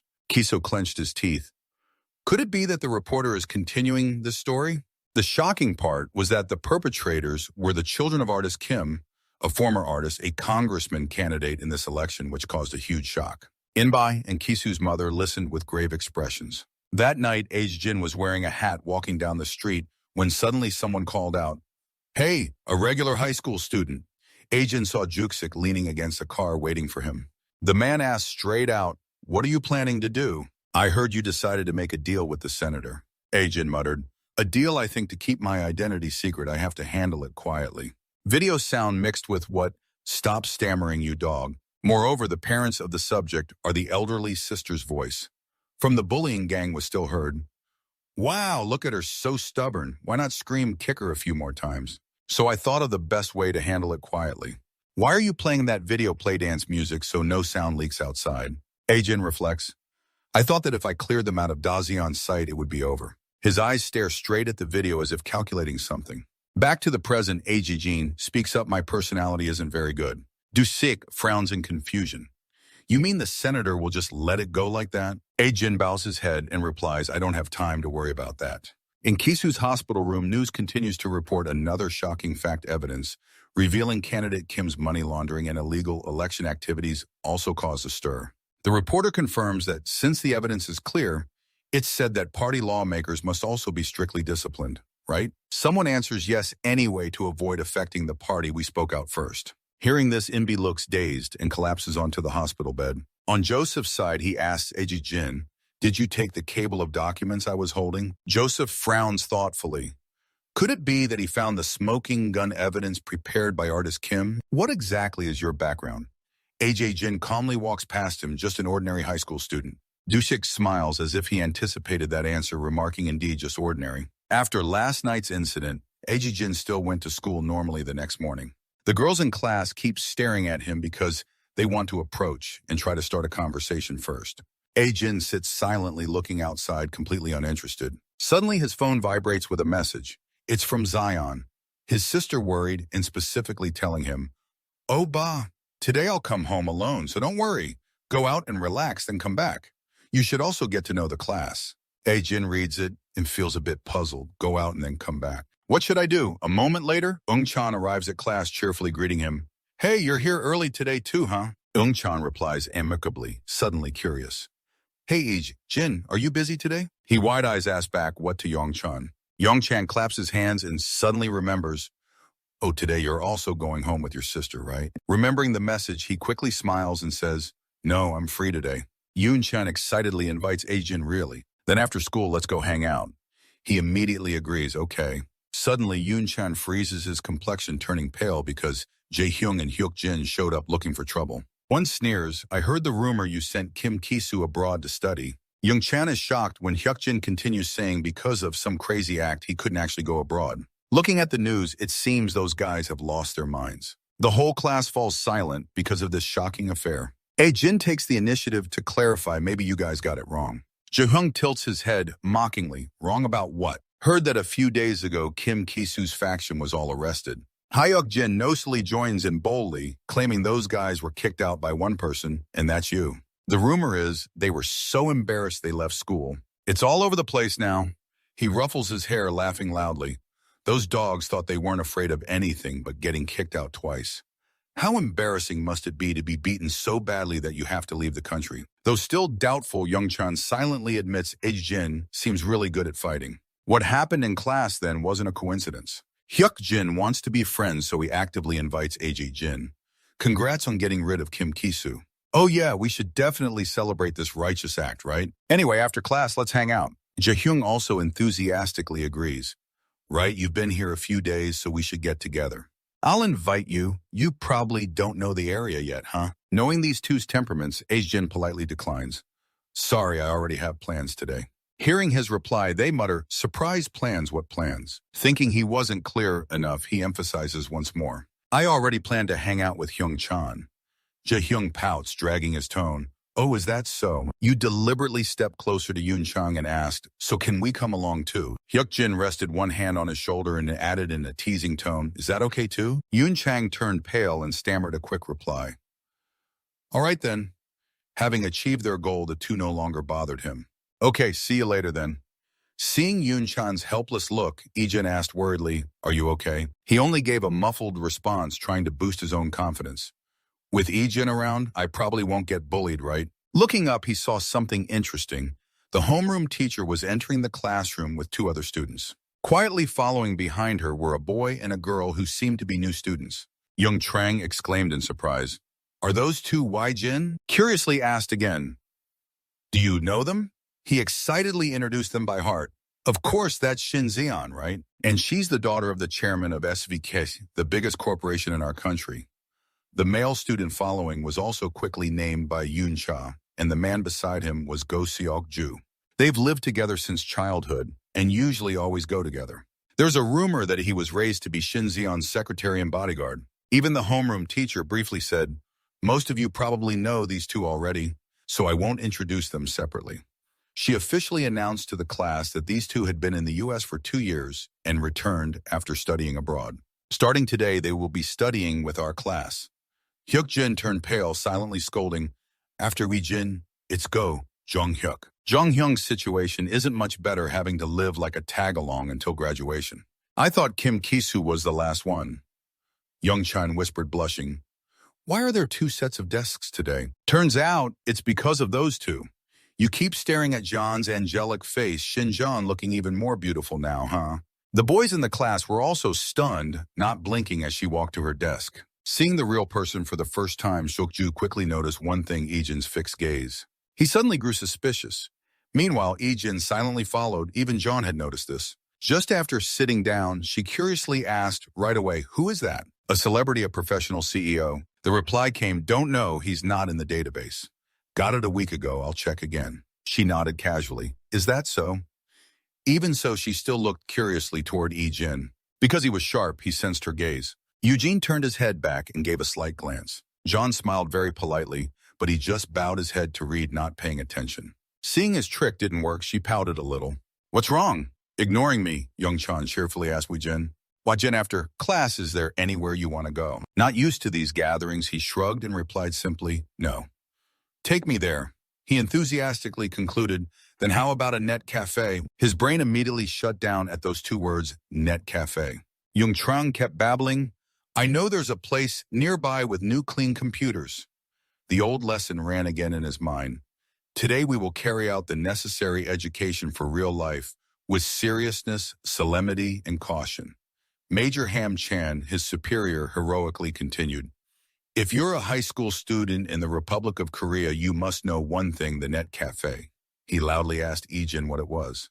He confidently answered, it's a net cafe. Hamtrang explained happily, yes, as the name suggests, it's a place mostly filled with computers, and if you pay a certain fee, anyone can use them. Of course, both students and adults use them. Ijin eagerly asked, what will we do there? He nodded and told Ijin, good question. In this place, you can use the internet and watch videos, but most people play games. The typical internet cafe scene appears through each image shown on the screen. Hamcha emphasized one thing to him. Almost 90% of high school students play games. His eyes widened with curiosity. Over 91 familiar games were pointed out to Ijin by him. First, when coming to an internet cafe, I will explain some games you need to know beforehand. Then he went on to ramble about countless current games, naming them all in full. Ijin focused intently, listening to his frantic keyboard clacking. Later, it was also a harsh experience with the major when the game exploded. Only now applying it in reality, Ijin nodded in admiration. Indeed, the information in the major were very accurate. The major Young Trang happily finalized the plan. We will eat noodles at the internet cafe then. If we have time, we'll go to Kono. He whispered the name in his heart. Kono, the major also briefly explained that. Kono is a coin-operated karaoke room. One of the places BA-level students often visit. What is a coin-operated karaoke room? At that moment, Ijin confidently replied, It's a karaoke room that uses coins. The major confirmed, That's right, if you insert coins here, you can sing. He also carefully reminded him, when you go, it's best to prepare some songs in advance. After the summary, I will send you some popular songs among young people today, then you memorize them all. Ijin didn't hesitate to accept the order immediately. I understand. That's why his face was a bit tense. Young Cha saw this and doubted life itself. Why does Ijin's expression look so serious? Does he not like noodles? Doesn't like Kono? Or maybe both? The school dismissal bell quickly rang and the students happily left together. Only John stayed behind to listen to the CEO's report. The name is IU Eugene, who transferred a few days ago. He seriously continued, according to Korean age, he is 19 and is IU Jia Jeon's older brother. Curious, she whispered back, IU Jia Jeon? John quickly asked further, is he IU Jeon's older brother? I remember Jaejeon only had her grandfather and no other family, right? Sokju corrected the information. That's right. Due to a plane accident, she lost her parents and brother and only lived with her beloved grandfather. For a moment, suspicion arose, but since the older brother was who, understanding her feelings, Seokjin firmly arranged it. The brother who had died suddenly came back to life. That's why. That was just before we returned. Maybe we need to investigate IU Ijin. After gathering with the IU Chang group, Ijin leisurely walked home alone. Suddenly, her phone kept ringing with notifications. It turned out Hyukjin had proactively created a chat group called Death Game. Now the Death Game group will be led by Mr. Yong Chan, the top ranker. Taehyung happily chimed in, let's help each other. Everyone. Of course, Yong Chan is also in this chat group. Taehyung kept marveling, surprised that our Yong Chan is a top ranker. It's the first time I've seen a top ranker in real life. Hyukjin excitedly joined in, me too. I thought that player only existed in Legends. Ijin read it and was stunned for a few minutes because he didn't expect to fit in so quickly. Back to when Ijin went netting with the IU Chang group sitting at the machine next to him, Hyungjin kept praising, damn, Hyung-chan carries the team so well, handling all the mess that Ijin causes. Always at this level. Of course, that made Cho Ta-hyung very intimidated. Honestly, your skill level is completely different from normal players, right? Yet he modestly replied casually that his gaming skills are just a bit different. Ta-hyung smirked excitedly and asked, what's your MMR score, 2,000, 4,000, or maybe 6,000? Yoon Chang blushed and simply answered 10,000. Hyukjin's group got mad hearing this, rushing to serve Cho Yoon Chang. What are you doing? Our top ranker is thirsty. Sir, are you hungry? Only Hyukjin didn't really understand their conversation well. Taehyung in the chat still argued that Ijin needs more practice. If you play like that, you'll get wrecked. Hyukjin hurriedly added, Hyung-chan carries you a lot, drop Tetris for an hour and GG, okay? Young-chan quickly spoke up to defend, it's not like that Jin never plays games. It's normal that he doesn't get to play. I was sweating after reading through all those messages. Suddenly, Jae-yeon's voice rang in my ear. I'm just getting home now. So it turns out she happened to run into Jin on the way home. I smiled kindly and cheerfully asked Jaeyeon, yeah, what are you doing here? She gently replied, I'm taking out the trash, holding out the bag in her hand. She told me to also pick up some food while I was out. Jin gallantly offered to help carry it, but Jaeyeon waved her hand and said, no need, it's light. On the way home together, she curiously asked, have you been hanging out with friends lately? Jin smiled and nodded, yeah. Seeing how sociable he was made Jaeyeon secretly happy. He already had friends, so she didn't need to worry that people would keep their distance from him. She cheerfully asked, where did you go with your friends? Without hesitation, Jin confidently answered, to a PC cafe, and Daejeon just mumbled in response. She guessed that he probably often went to internet cafes with friends when he was abroad. Suddenly, Jin's question caught her off guard. Are you okay? He thoughtfully added, about school, I know you're just worried about me, which reassured Jaeyeon deeply. She smiled brightly and said, don't worry, I've been happily going to school lately. Seeing her glowing expression made Jin happy too. Good. On the way home, the two of them happily talked with each other. Aren't you hungry? Did you already eat with your friends? Remembering the snacks Hyukjin also gave to Yong Chan, he chuckled and said, Yeah, I ate a lot at the PC cafe. Concerned for Dajon, Jin asked her gently, what about you? Have you eaten yet? She replied softly, not yet. I plan to wait for you to come home and eat together. Jin agreed with a simple, okay. Jaeon excitedly added, we're almost home. And the thought of everyone gathering for a meal made him blurt out, I'll eat with you then. Jaeon was a bit surprised, but Jin had already eaten, and she rubbed her belly, saying, you only ate a little, you're hungry again now. Their house lit up warmly with lights. Holding a full bowl of rice, Mr. Kang-soo happily praised Jaeon.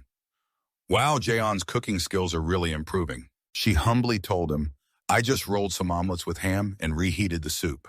But he smiled gently and said, even the soup was made by you. This warm scene made Jin smile foolishly. Kang-soo turned to ask Han, Jin, this food is delicious, right?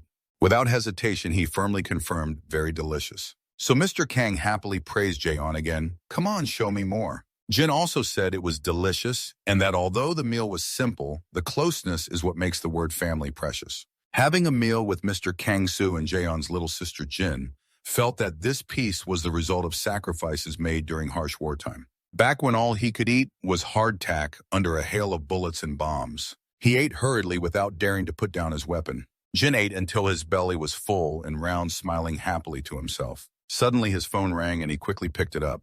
Jin politely said, yes, sir. The colonel on the other end was Ham Chan. Colonel nothing, Ham Chan said familiarly. Call me by name, how are you? Jin replied warmly, I'm fine. He anxiously asked how Jin's studies were going and if anything had happened. When the line went silent, Ham Chan pressed, what's wrong? Suddenly his face darkened with worry. Did you kill someone? His colleagues overheard and panicked, shouting, Colonel, did Jin kill someone? It was a big deal. Seeing their misunderstanding, Jin hurriedly explained, it's not like that. Jin cautiously told Ham Chan that there was some trouble but that he had handled it. Ham Chan eagerly offered help. If you need anything, just say it. We're here for you. Jin laughed and reassured everyone, I've taken care of it, no need to worry. Ham Chan sighed in relief and firmly said, good. If anything comes up, tell me right away. Did you know Jin just said yes once and then hung up? The next day he still went to school as usual. Hyuk Jin and Taehyung had already gathered early at Hyung Chan's place. Jin still hasn't come, you muttered. He's great at fighting but terrible at games. Taehyung chuckled along naturally. Suddenly Taehyung got curious and added, I'm wondering about something. You're the one who brought up the topic that everyone's curious about. If Jin and Go Seok-ju fought, who would win? With his instincts, Hyung-jin immediately replied, being good at fighting doesn't mean you can beat Go Seok-ju. I heard that Go Seok-ju has been professionally trained since he was little. I also feel like he's very professional. He sighed, nodding in agreement. That's right, looks like that kid, Go Seok-ju, is a wall that's hard to get past. Hyung-chan excitedly asked more. Oh, I heard a rumor that Go Seok-ju once took down 20 people at once. Is that true? Hyuk-jin seriously corrected, not 20 but 30. Hearing that he was shocked, 30 people, scary. Hyung-chan didn't believe it, so Hyuk-jin nodded firmly. Yeah. Hyung quickly explained to him, some thugs deliberately provoked Shinzon on the street, so Go Seok-ju Yao stepped in to teach them a lesson. His story grew more heroic. At first, there were only 10 of them. Then they brought 20 more, but all were knocked out. The creepiest part is that Go Seok-ju came out completely unscathed. Hyung-chan was left speechless. So the story about him catching Shinzon's kidnapper is true too. Those criminals were foreign soldiers dismissed by SA. Hyuk-jin declared boldly, it's probably true. Anyway, Jin can't beat Go Seok-ju. That guy's on a whole different level. Just then Jin appeared. His determined gaze didn't waver at all. Du had been waiting for him outside the hallway. No beating around the bush. He cut straight to the point. Who exactly are you? Jin coldly replied briefly, I don't understand what you mean. He bluntly pressed, don't you know? Why are you hiding your identity and coming here? Seeing Jin so firm, Seok-ju lost all patience. Also, I heard that Kim Ki-soo and Kim Hae-jin transferring schools is somehow related to you. He coldly affirmed to Seok-ju, yes, I have some business with those two, but I'm not involved in their transfer. That was planned beforehand. So he smirked and added, is that so? Then what about this? The two words specialized school attached to Seojun are definitely not just empty titles. The school you studied at abroad, according to my investigation, doesn't have your name on the records at all. Hearing this, Jin's face clearly showed discomfort. So Jaeon here was approached early because John actively sought her out. Jia Zeon exclaimed in surprise, "Senior Zeon." In class, Jia Zeon happily said, "I didn't know the senior had returned." Without replying to her, Zeon changed the subject. She started attending classes again yesterday. Before Razion could speak, John cut in, "She's in the same class as my brother." Hearing that, Razion replied in surprise, "Really?" Suddenly, Jeon looked at Razion and said, "Come to think of it, you don't have a brother, right?" Hearing this, Razion sadly replied, "Well, since the accident 15 years ago, I thought he died with my parents, not that I didn't have one." She kept her head down, not looking at John, and continued, "Last year I got news that he's still alive." Jaeon's memories flashed back to a year ago, seeing the trembling hand holding a phone. She had just come home from school and asked, "Grandpa, what's wrong?" Hearing Jaeon's voice, he slowly turned his head, voice trembling. "Jaeon, I was so moved I cried while telling you your older brother Jin is still alive." Hearing this, Jia John stood frozen, unable to believe it, looking at him. After hearing her story, John asked curiously, "Then why didn't you know anything all this time? If your brother was alive, wouldn't you have tried to contact him?" Hearing this, Jia John sadly replied, "He said he didn't remember the accident and only recently regained those memories. He asked around about acquaintances and then managed to get in touch."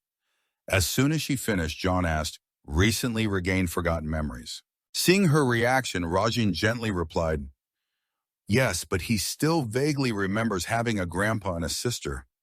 Seeing her like that, John suddenly went silent, asking no more. After a moment, she smiled and said, "Grandpa must be really happy, huh?" Seeing her ask that, Razion smiled brightly. Grandpa was very happy. He cried until he was exhausted after getting the call, and even took vacation days to join a cooking class. Not believing the last part, John asked suspiciously, "A cooking class?" As soon as she finished speaking, Rajan cheerfully replied, "Yes, since my brother lives abroad, he probably isn't used to Korean food, so he said he wanted to improve his cooking skills a bit." Seeing her so happy, John A. joined in, "Your brother is really kind." Hearing someone praise her brother, Da John smiled and responded, "Yes." Suddenly, John A.'s expression turned serious as she said, "But listen, are you sure that's Jin Oppa?" Hearing her question, Da John was a bit confused. "Yes, I guess I'm a bit suspicious." Jonna quickly corrected herself. "I meant that everyone confirmed it really is him." Seeing this, Rajan confidently replied, "Yes, of course. My family also completed the DNA test." Fearing John A. might not believe her, Rajan added, "Even if we hadn't done that, my brother said he looks just like he did as a kid."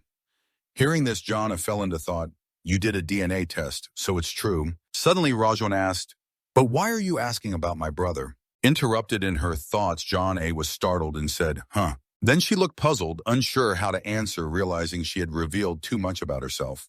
Jonna quickly asked, Does your brother have a girlfriend yet?" Hearing that, Rajan suddenly moved Ra-A aside. Jin's younger brother was blocked by someone, but he didn't get angry and calmly asked, "What's the matter?" Without answering him, Shokju frowned and questioned, "You forged all the documents. What exactly is your purpose in coming here?" Hearing that, Jin's younger brother immediately fired back, "So all the papers related to me are fake?" As soon as he finished speaking, Shokju quickly denied it. "Of course not. According to the information I investigated, you've never lived here. The school you supposedly attended also confirmed there was no student matching you there." Seeing him investigating, Ijin spoke sternly, "Where's the evidence?" Hearing that, Seokju looked at him irritably as if wondering why he was so slow to understand. Ijin continued, "So you're saying the documents I submitted here are fake? Do you have proof to back that up?" Hearing him say that, Seokju said nothing outwardly, but was inwardly furious.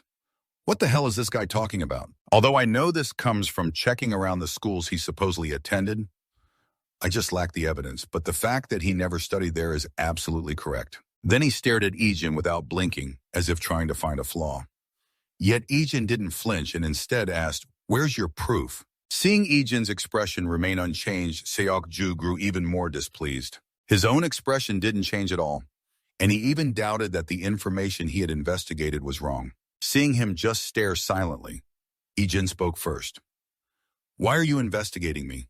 Hearing that, Seokju quickly answered, "A suspicious person like you suddenly showing up, how could I not investigate?"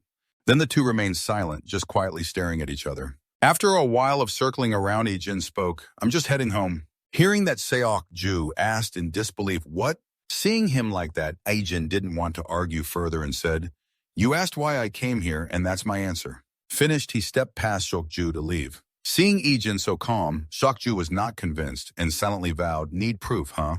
I'll show you. In a few days, I'll provide evidence proving you forged the documents." The next morning in class, Jaehyung was absorbed in playing on his phone during the lesson. Hyukjin was intently watching his phone, and Ijin was absent-minded, not paying attention to the lecture. He stared at the empty seat below for a long time, then silently pondered.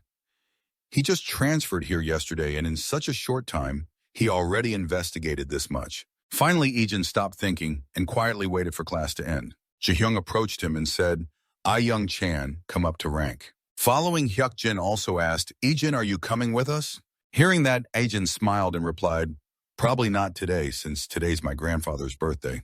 After hearing that, Hyukjin said, "Then can we go without you?" Hearing him ask, Young-chan nodded in agreement. Somewhere else, a confident voice said, "It's just that there's no proof all the documents Ijin submitted are fake, and we can't rule out the possibility that the DNA test results are also fake." Hearing those words, John-A was silent and contemplative, ignoring Seok-ju's expression. Spoke up, "Even during the investigation, I found this out about Yu-ja." Hearing this, John immediately spoke up. "What is it?" Seeing her interest, Seok-ju responded, "In the past 2 years, she has been severely bullied by the Kim Kisu brothers." Without many words, John asked further, "How severe is it?" As soon as she finished, Seok-ju quickly replied, "The fact that Ayu Rajun can attend school regularly is a miracle." The incidents reported to the media missed videos of the Rajun family, but the severity is equivalent to those victims. Hearing this, John frowned slightly in disbelief and said, "That's serious? Those lunatics must be crazy." Without noticing her expression, Seok-ju said, "Maybe that's why Yu Ijin started to take action." Pausing for a moment, he continued, "Kim Kisu and his gang have been restrained by Yu Ijin. That's the second thing." Hearing this, John responded emotionlessly.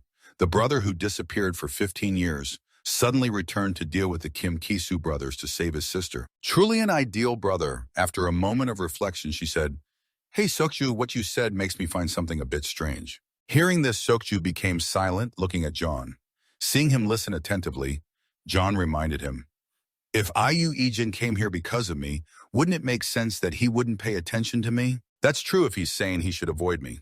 Before she finished speaking, CEO Du interrupted, "I need to understand his purpose clearly." Seeing CEO Du cut her off, John said irritably, "So what about the Rajan side? What about the plane accident insurance?" Hearing this, he explained her grandfather already received it and hasn't touched it, so the amount has increased significantly. Right after Yu Ijin survived and returned, he paid back the insurance money to the company, but the amount is huge, so it's not impossible that he approached for the money. Hearing this, John couldn't help but worry for Jaeon. Doesn't that mean Jaeon could be in danger? They're living together too. Meanwhile, in the supermarket, Ijin and Jaeon are shopping together. While Ijin is busy choosing items, Jaeon calls out, "Hey." Seeing him turn to look at her, Zion nervously said, "I was afraid you wouldn't be happy, so I didn't ask." Seeing her hesitate like that, Ijin turned back to the shelf to pick items, then Zion spoke, causing him to pause.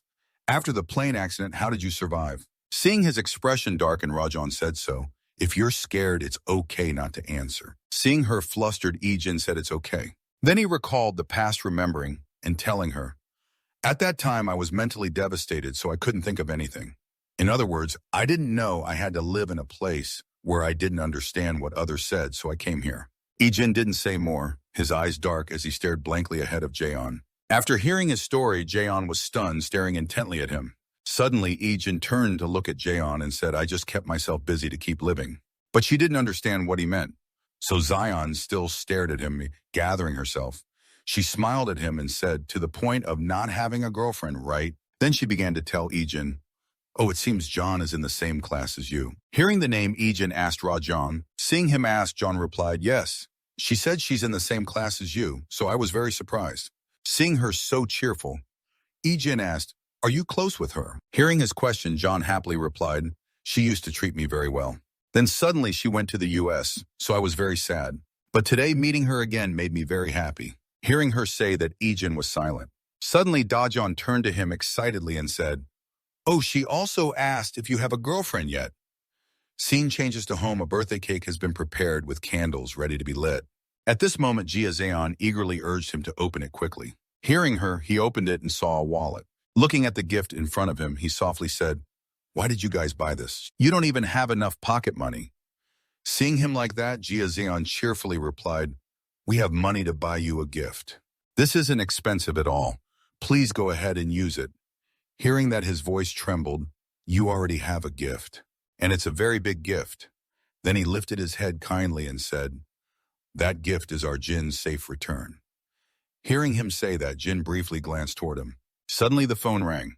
Dazeon hurried to her phone, then stepped outside to answer, but the door wasn't closed, so the conversation was still audible. "Hello, is this Sister Joan?" Hearing the name Joan, Jin, inside the house, suddenly paid attention and looked outside to listen to their conversation. "What's going on?" Yes, right now, I understand." After the call ended, Rajon said, "Grandpa, I'm going to the convenience store for a bit." Hearing this, he gently reminded her, It's late. Don't make me worry." Rajan smiled and replied, "Sister John, did you call me about something?" Hearing the name John, he said, "John is the kid who was good to you, right? Is he back?" She quietly replied, "Yes." Jin still sat there quietly without saying a word. At night, Jin sat at his desk researching information. Seeing the data appear, Jin pondered SVK Corporation. The more he thought, the less he understood why someone was investigating him, being overly cautious and wary of a transfer student. Then Jin recalled the day he met CEO Du and his question, "What's your purpose for coming here?" While he was thinking, someone called from outside Jin.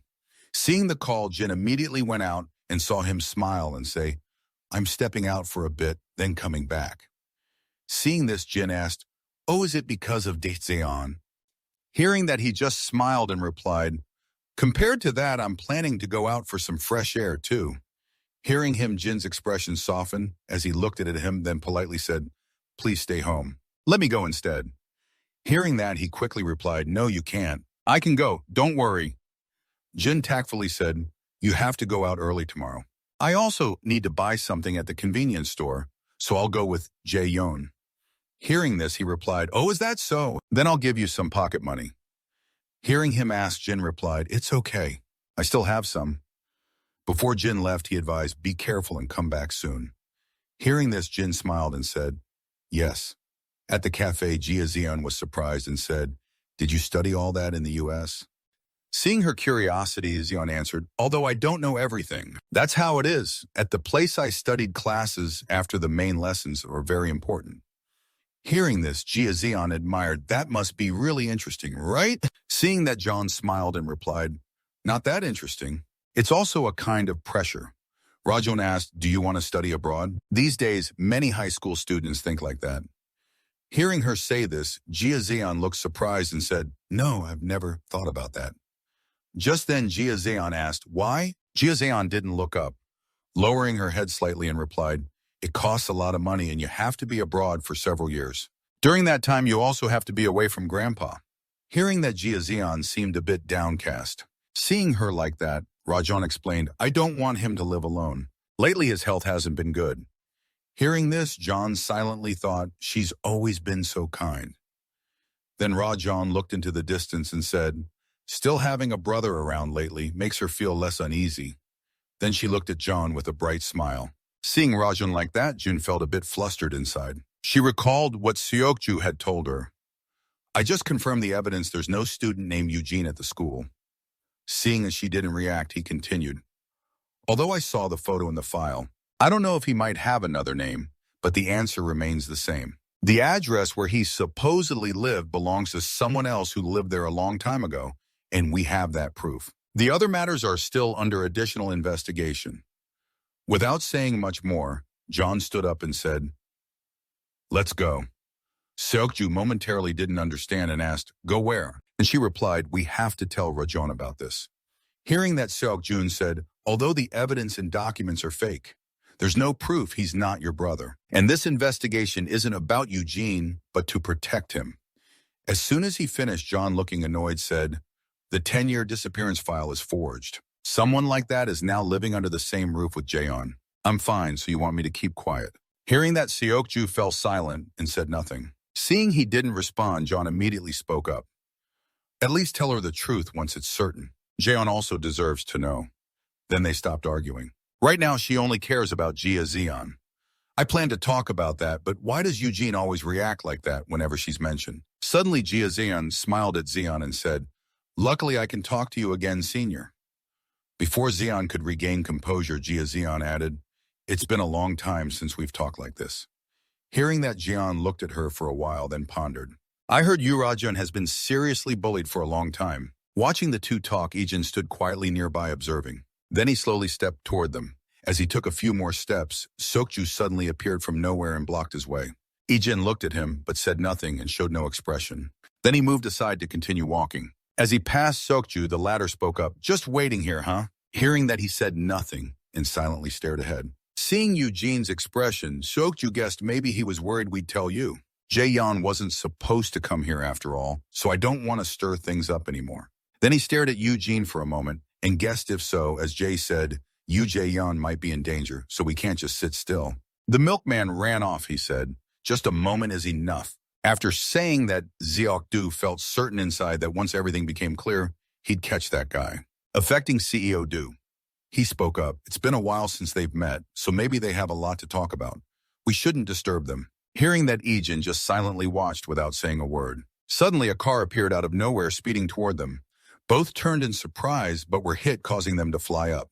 CEO Du fell, hitting half his body on the ground, while Ijin hit his head hard, bleeding. The car sped forward, spun around, and then stopped. At that moment, Seokdu got up and cursed loudly at the bastard. Ijin ignored the head wound and crawled with all his strength toward Chorajan. And John, sitting and suddenly gathering himself, eyes wide, staring straight ahead. Under the green light, a kidnapping group was drugging two girls, one of them, Rajon, his sister. Ignoring his injuries, Ijin dashed forward but was too late. The car had already put a long distance between them. Just hit by the car, and now overexerted, both Ijin and Seokju were exhausted. Suddenly, Ijin glanced at Seokju, and as expected, Seokju was also looking back at him. Then both lunged to grab each other's collars, and Seokju didn't forget to curse the bastard. Ignoring the insult, Ijin coldly asked where he guessed the place was, seemingly unable to believe it. Seokju asked back, "What?" Then angrily said, "That's the question I wanted to ask." After answering, Seokju guessed it must be related to that guy. Hearing that, Ijin remained silent. Then both quickly separated. CEO Du picked up his phone and started calling, "It's me. John has been kidnapped." "Yes, please contact the police, check the CCTV and find the route." "Yes, the license plate is covered and it's a black compact car." After the call, he saw Ijin leaving and shouted loudly, "Wait!" Then Seokju tightly held his injury and approached to question Ijin directly. "Ra, this kidnapping has nothing to do with you, right?" Without turning back, Ijin replied, "I don't have time to talk to you." Hearing that, Seokju replied, "SVK's security team has already moved, so they'll find out. Until your true identity is verified, you have to stay with me." Hearing that, Ijin turned to look at CEO Du and said, "You and your security team find Shin Xian. I'm looking for my sister.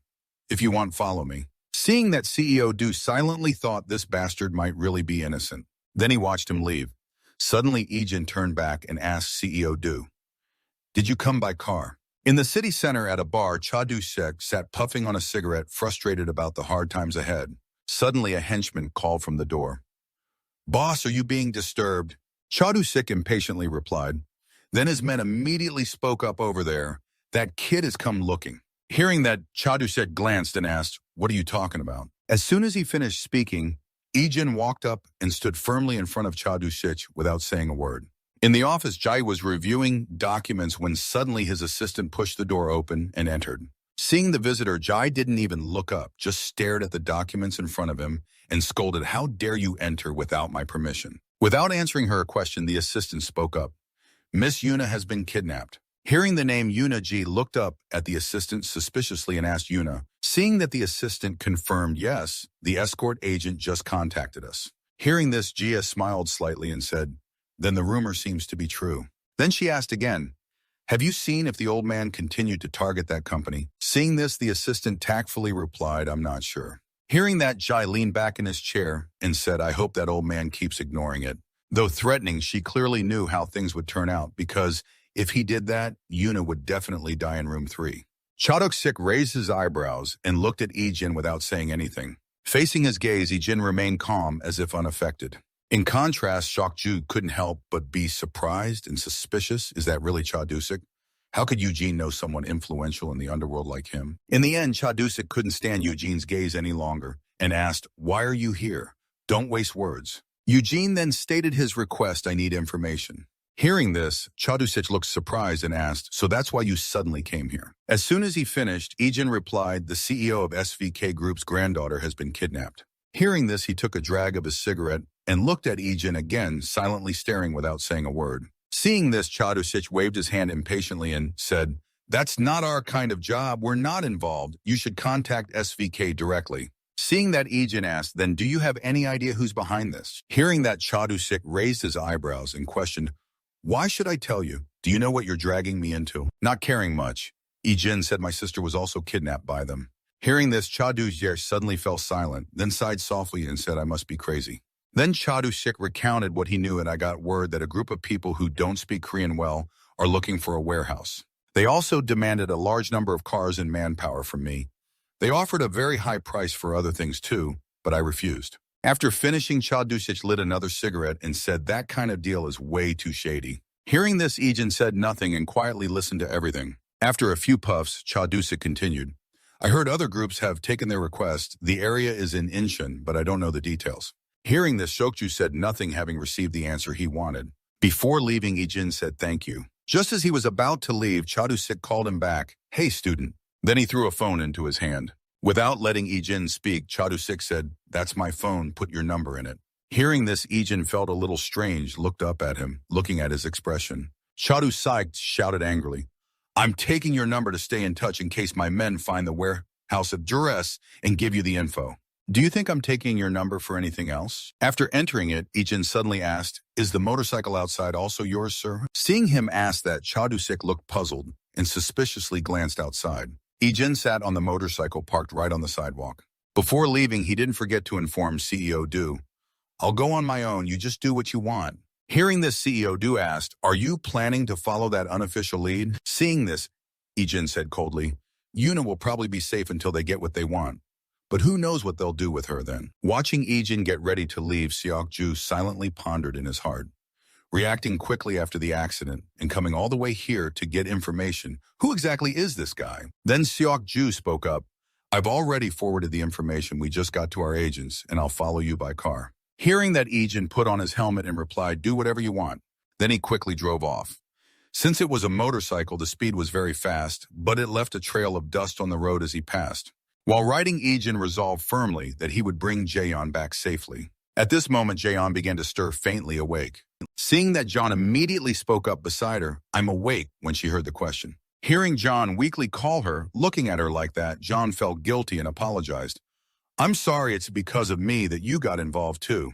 Hearing her say that, the image of people dressed in black gradually appeared in John's mind, making her face turn pale as she responded, "You mean..." Then she suddenly screamed out, "Don't tell me we were kidnapped." Seeing that, John sighed and replied, "I didn't expect it to happen right after I returned to Korea, but that's not why I came to see you." Hearing this, John's face froze in disbelief, watching closely as a group of people dressed in black entered. One of them spoke up, "Looks like you guys have woken up." Seeing them arrive, John angrily asked, "Why did you kidnap me?" Hearing this, the masked man with a long scar on his face coldly said, "You don't need to know. Just sit quietly.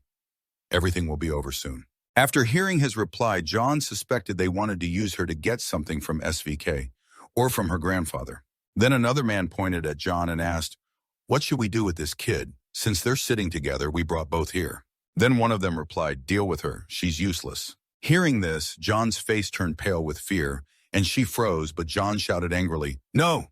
Before they could speak, she said, "I won't let you touch her." One of them laughed mockingly and asked, "And what do you think you can do?" Without hesitation, Jun replied, "I'll bite my tongue and kill myself. Then you won't get what you want, right?" Seeing that, one kidnapper squatted down facing John and said, "Don't make me laugh. Someone like you would sacrifice yourself for others." Then he taunted, "If you're so good, go ahead and bite hard and die. I want to see that." As soon as he finished, unbelievably, Jian actually bit her own tongue, blood starting to pour out of her mouth. Then came a sharp scream from John. The kidnappers were frightened by the scene, and before leaving, one of them boldly said, "All right, this little trick can buy you some time." Then the whole group left, and one timid man asked, "What should we do now?" The leader replied, "Just leave her there for now. We'll deal with it later. Remember to gag them so they don't make a fuss, understood?" Although they had gone far, John stayed close, fully alert and cautious. Late at night, Ijin and Seokju arrived at the location shown. Ijin was silent while Seokju anxiously asked, "Is this the place?" Ijin replied, "According to what they said, yes, this is it." Upon arrival, Seokju commented, "Looks like your information is pretty reliable. According to my investigation, the car on the surveillance camera went in this direction too." Ignoring him, Ijin moved forward despite Seokju's protest from behind. "Wait, you have to stay here and wait for backup. SVK agents will arrive soon." Hearing that, Ijin didn't turn back, but quietly said, "I already said Daeun doesn't have much time left." Seeing he wouldn't listen, Seokju gave up. Outside, 3 or 4 guards were patrolling to prevent anyone sneaking in. One board was pacing around, but when he found no one, Ijin suddenly locked his neck from behind, making him gasp for air with wide eyes. No matter how hard he struggled, he couldn't break free and eventually died. Seeing the man no longer reacted, Ijin dragged him into a hidden corner where his men had been killed. Watching all this, Seokju couldn't help but stare suspiciously at Ijin, then silently pondered how skillfully he handled this group in silence. Unable to hold back, Seokju asked Ayu Ijin directly, "Who exactly are you?" Ijin coldly replied, "I'm your classmate." Despite Seokju's surprise, Ijin walked ahead alone, watching his silhouette from afar. Seokju stayed silent while Ijin didn't pay much attention. His purpose here was only to rescue Jae-yeon. A subordinate cautiously reported to the chairman in front of him, "Sir, we just received a demand from the kidnappers." The chairman gently asked, "What is it?" The subordinate seriously said, "They want you to cancel the recently signed business project. They also said if you don't answer within an hour, they will kill Yuna." The chairman asked about the security team. The subordinate honestly replied, "They will probably arrive there in about 50 minutes. The chairman said nothing more silently, resting his hands on the cane. 2 henchmen were assigned to guard outside. One irritably lit a cigarette and cursed, "Damn it, who told you to have us do this?" The other casually put his hands in his pockets and reminded the boss, "You don't need to know, just do your job." Then he wondered how much they were paying the boss. As soon as he finished speaking, he was suddenly hit hard on the back of the neck and fell heavily to the ground. He clutched his head in anger and turned around. "Damn it, what's going on?" At that moment, he was stunned to see Ijin had easily taken down the man beside him. Ijin coldly glanced at him, and suddenly another man rushed over and stomped straight onto his face. Yin carefully observed around, counting how many men he had taken down. "CEO, Du calmly replied, 5 including this one." He quickly calculated, "So we've taken down a total of 14 men. Looks like they hired plenty of guards." CEO Du was amazed that he took down 5 men while he had only taken down 4. Suddenly, he coldly asked CEO Du Shuk-du, "I want you to tell me who's responsible for this." He was silent for a moment, then sighed helplessly. "I really don't know. There have been many attacks like this. Only one occurred in the U.S. He frowned in frustration. "I didn't want this to happen right after we returned to Korea. It's my fault." Easy looked toward the warehouses ahead, implying it seemed the gang was really with Yuna. He calmly explained to him, "They planned to kidnap the CEO's granddaughter of SVK Corporation with such a big scheme. These guys are really useless," CEO Du said, surprised. Had he already figured out the situation? Suddenly, Ijin asked him with concern, "Are you okay?" CEO Du was confused. "What?" He looked at the large wound on his shoulder. His hand was badly injured from the earlier car accident. He reluctantly reminded him, "You're injured in the leg too." Ijin silently stared at him. Right then, an angry sound startled them both. "What?" What happened to the guards? It turned out 2 other henchmen had come to take over the shift. One guessed maybe they went to the bathroom, but the other was skeptical. All of them at once. "Are you serious?" As they rounded the corner, they saw their comrades lying sprawled in the street. Before that man could react, Ijin flew like the wind, smashing his knee straight into his face. The other was stunned. What the hell? Ijin's movements were swift. He easily controlled the arm that was about to strike, then powerfully stomped on the man's knee joint. Next, he delivered a crushing blow to the back of the head. CEO Du was stunned as he saw the man had lost consciousness. He urged him, "Let's go." They must have heard the noise. He quickly agreed, "All right." Suddenly, he called out his name, Ijin. He turned around curiously. CEO Du seriously said, "After this is over, please allow me to apologize to you." At the same time, a scarred man with a large burn mark glared fiercely at one side toward his comrades. Seeing that, he curiously asked him, "Did you hear something outside?" He replied sharply, "Go check outside." The 2 comrades made no objection. "Yes, sir." Meanwhile, in a nearby warehouse, Rajon and John were tied up and still unconscious. At the same time, Jin dashed forward. Suddenly, a commanding voice ordered him to stop, causing him to freeze. He looked unafraid directly at the source of the voice. It turned out to be another group of henchmen. The big-nosed man was shocked. What the hell? Just a kid. The hooded leader seemed disappointed. Isn't that Juk Du in the photo? Then he asked him, how did you get here? Jin calmly stared at them. He silently confirmed, so they really are kidnappers. The hooded leader sneered, forget it. We don't need your answer. Feeling lucky, he said in a low voice, take good care of him. His clothes were torn to shreds after the fights. One side of his cheek was bruised, but he showed no fear, still silently observing them.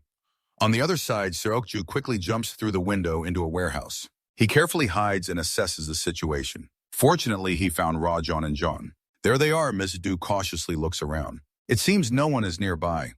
He silently guesses they must have gone to Jin's place. After confirming it's safe, Ms. Du quickly walks over to the two who had just had their gag removed by Seokju. John immediately anxiously asks, are the spies here? He-Tran-An replies, not yet. They are on their way here now. John is startled and wonders, what? How do you know this place? Just as Seokju finished removing the gags from the two, a domineering voice suddenly rings out. Are you saying those bodyguards won't arrive for a while? He immediately panics and turns around. The scar-faced man and a henchman casually approach. You must be Shook Du from SVK. I've heard about you. His tone is contemptuous. You're such a nuisance. Always clinging to Yuna. Ms. Du frowns and slowly stands up.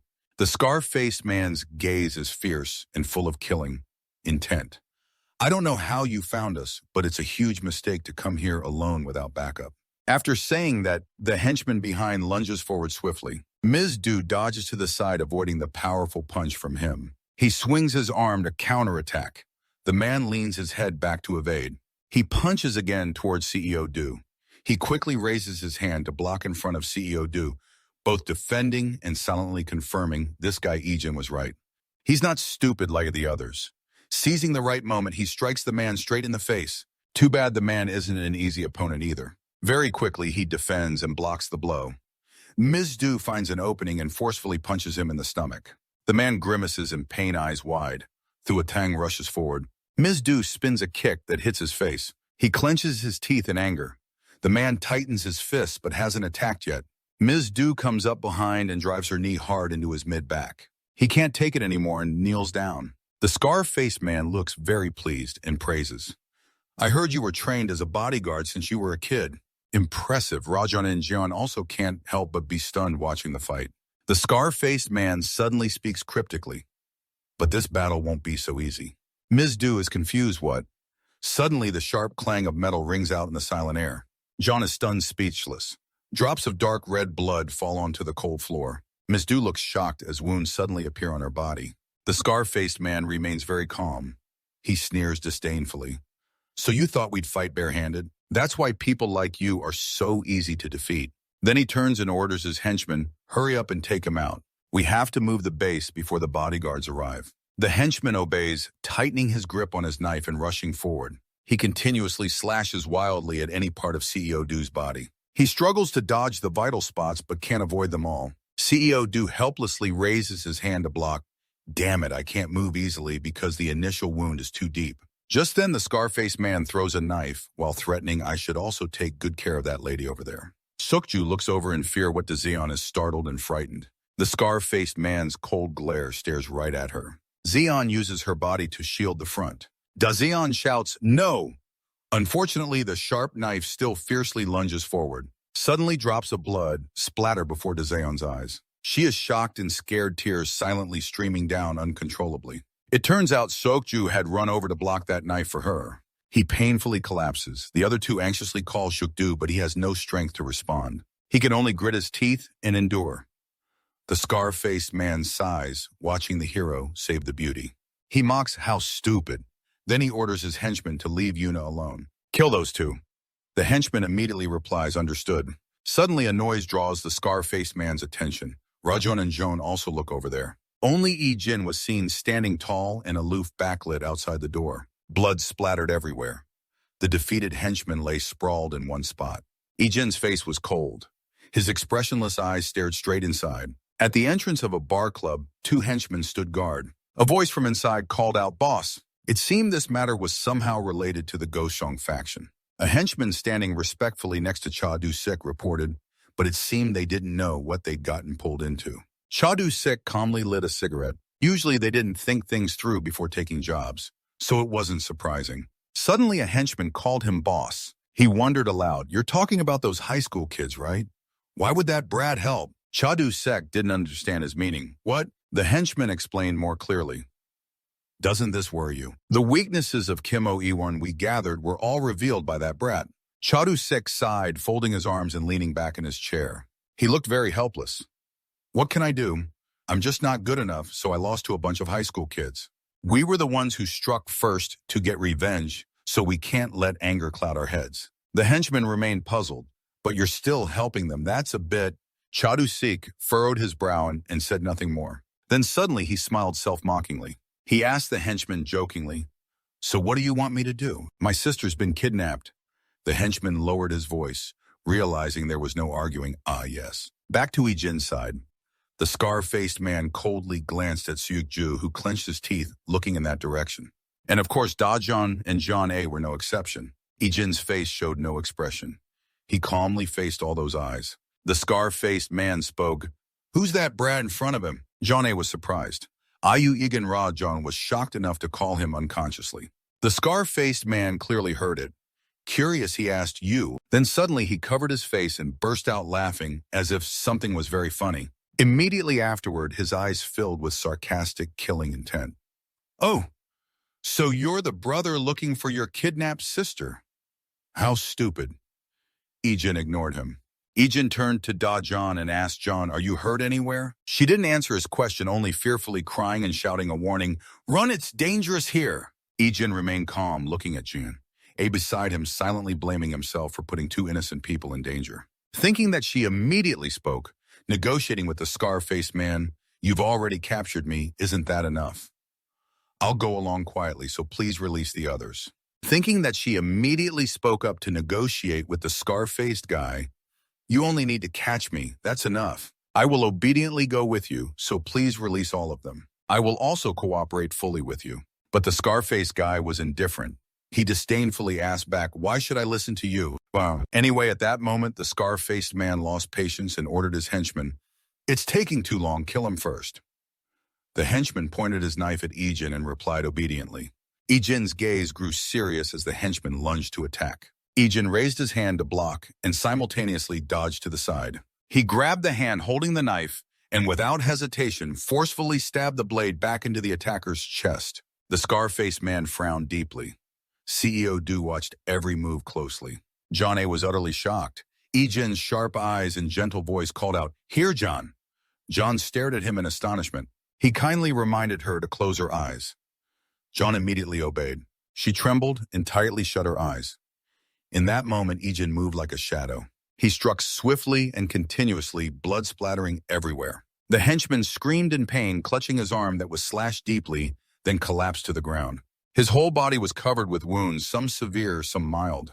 The henchman painfully clutched his arm, which was slashed with a large cut, and collapsed to the ground. His whole body was covered with wounds of varying severity. He screamed in agony. John was extremely shocked. She seemed unable to believe what had just happened. Seok-ju's sharp eyes noticed that he did not just swing the knife randomly. He had cut the opponent's ligaments and muscles to control them. The scar-faced guy was obviously just as shocked. He suspiciously asked, "Hey girl, you just called him brother, but are you really part of the SAO security team?" He didn't answer. He just stood there staring at him. The scar-faced guy started doubting himself. Something felt off. He carefully watched Ijin then, after observing, questioned, "You're young, but your knife skills and even your eyes, are you really a bodyguard?" He still didn't answer as before. The scar-faced guy decided to drop it, thinking it was fine not to get an answer. Suddenly he changed his tone. His body moved lightning fast. "Because I'm gonna kill you right now." He coldly slashed across Ijin's head. Luckily, he dodged just in time. The scar-faced guy kept attacking, but couldn't land a single hit. He waited for the right moment. One hand blocked the scar-faced guy's knife, the other stabbed the knife toward him. The scar-faced guy quickly sensed the danger. He immediately stepped back. Then the two quickly closed the distance again. Ijin easily blocked the attack. He moved the knife so fast it was hard to see. Right after the scar-faced guy's arm suddenly bled from sharp cuts. He stood stunned, watching the dark red blood drip to the ground. How is this possible? He struggled, clutching his arm, unable to believe it, looking at him. Who are you? Ijin stayed silent from start to finish. The scar-faced guy tightened his grip on the knife handle in suspicion. That kid's knife skills are better than mine. He calmly held the knife in a ready stance. The scar-faced guy tiptoed to strike first, but Ijin grabbed his wrist and slashed sharply. The wound immediately bled. Not only that, Ijin punched the scar-faced guy hard in the mouth. He painfully clutched his face and staggered backward. John bit her lip anxiously until it bled. The scar-faced guy's anger flared, his brow visibly tensed. Suddenly, he pulled a gun from his side. Kaokdu immediately widened her eyes in fear. A gun! The scar-faced guy pointed the coal barrel at Ijin and shouted, "Da!" Suddenly, a knife sliced through the air straight at him. It precisely stabbed into the scar-faced guy's shoulder blade. Ijin moved like the wind. He ducked, knocked the gun from his hand, then stood up and punched him square in the chin. He fell backward, powerless. John and Seokju couldn't help but be stunned. Ijin suddenly turned to look at them. They immediately felt intimidated by his cold gaze. Ijin calmly stepped over the blood-soaked battlefield beneath his feet. Seeing John still obediently closing her eyes, he gently reminded, "You can open your eyes now." She obeyed slowly, raising her eyelids. The first thing she saw was Ijin's gentle face. She couldn't help but be amazed. Ijin smiled kindly. "I came to bring you back." Jaeyeon blushed shyly. She looked straight into his eyes beside the messy bloodstains. She slowly raised her hand, worried about his bleeding, then gently touched his face, wondering, "Does it hurt?" Ijin was a bit slow to respond, but quickly smiled and covered the blood with his hand to reassure her. "No, it doesn't hurt." Jaeyeon couldn't help but shed tears. He was stunned to see her suddenly cry, stammering, "Come here, why are you crying?" "Where are you hurt?" John was beside her, witnessing everything. She clearly saw his gentle face completely different from when he was fighting. She felt something truly magical. That morning at the Central Hospital, Ijin was sitting outside the clinic, waiting. A few girls passed by, whispering that he looked a bit strange but handsome, when suddenly Ijin's phone rang. Curious, he checked the message from Jae-hyung-hae. Ijin, why aren't you at school today?" He replied coldly, "I have some things to take care of." Jae-hyung then started gossiping. "Do you know what's going on now? Young-chan called me a damn idiot at the internet cafe." Hyuk-jin popped up and texted, "I heard that too, but just seeing that guy makes me want to curse." After reading it, Jae-hyung showed his attitude and left. Young-chan hurriedly relayed an apology to Jae-hyung. "I was careless. I'll be more careful next time." Hyuk-jin, on the other hand, disagreed. "No, keep scolding him. He needs to be scolded so he'll become a better person." Jae-hyung ignored the others and said, "Ijin, you have to come save us too. Only with you here do I feel reassured." He smiled as he looked at those brief messages. Then he looked up, leaning against the wall, his eyes staring ahead toward the mental health department. Last night, when the police arrived to handle everything, the criminal was subdued and arrested. Daejeon was being cared for by doctors. John advised Eugene, "Take Eugene to the hospital so I can talk to them." He wondered aloud, "SAO hospital?" John explained, "It looks normal on the outside, but you never know what injuries are inside. Also, having just gone through this, she might be psychologically affected. And I know that lately because of Kim Ki-soo and Kim Hee-jin, she's been through a lot. Just because those two got punished by the law doesn't mean Daehyun will return to normal." Ijin silently listened to John. Every word stuck with her until today. Many bad things have happened to her recently, so psychological counseling and treatment will help her. John came out of the hospital room looking relaxed, saw Ijin, and asked if he had been waiting long. He quickly stood up and replied, "No." He just finished and also took the opportunity to check on his sister's health. "What did the doctor say?" John smiled and said, "There's nothing to worry about, but the doctor still advised she come once a week for a while." John nodded and changed the subject to her brother. "How about you?" Ijin honestly answered that aside from some bruises and a head wound, there's nothing serious. John sighed in relief. Lucky. He turned to look at his sister with worried eyes, recalling when she cried out to him as he ran off. This place is very dangerous. But he quickly looked away. After all, it was all over now. John hesitated, wanting to say something. "Hey." Ijin, startled, turned around with a curious look. John stammered, then smiled softly, listening to her speak. "Actually, never mind. I thought about it, and it's nothing." She told herself she couldn't ask. Last night, while the doctor was taking care of her, they asked, "Are you okay? Any dizziness?" At that moment, John overheard the police conversation. Most of the kidnappers were knocked out by that kid already. Someone sounded surprised. Really? I heard he's in the same class as Miss John. What? She seemed to pale hearing those words from their mouths. She wondered how he could fight so well. How did he live before coming to Korea? Suddenly, Jaeon appeared from afar and startled her. Hey, Yeon. She jumped and replied, Senior John, did you finish your consultation? Is the counseling okay?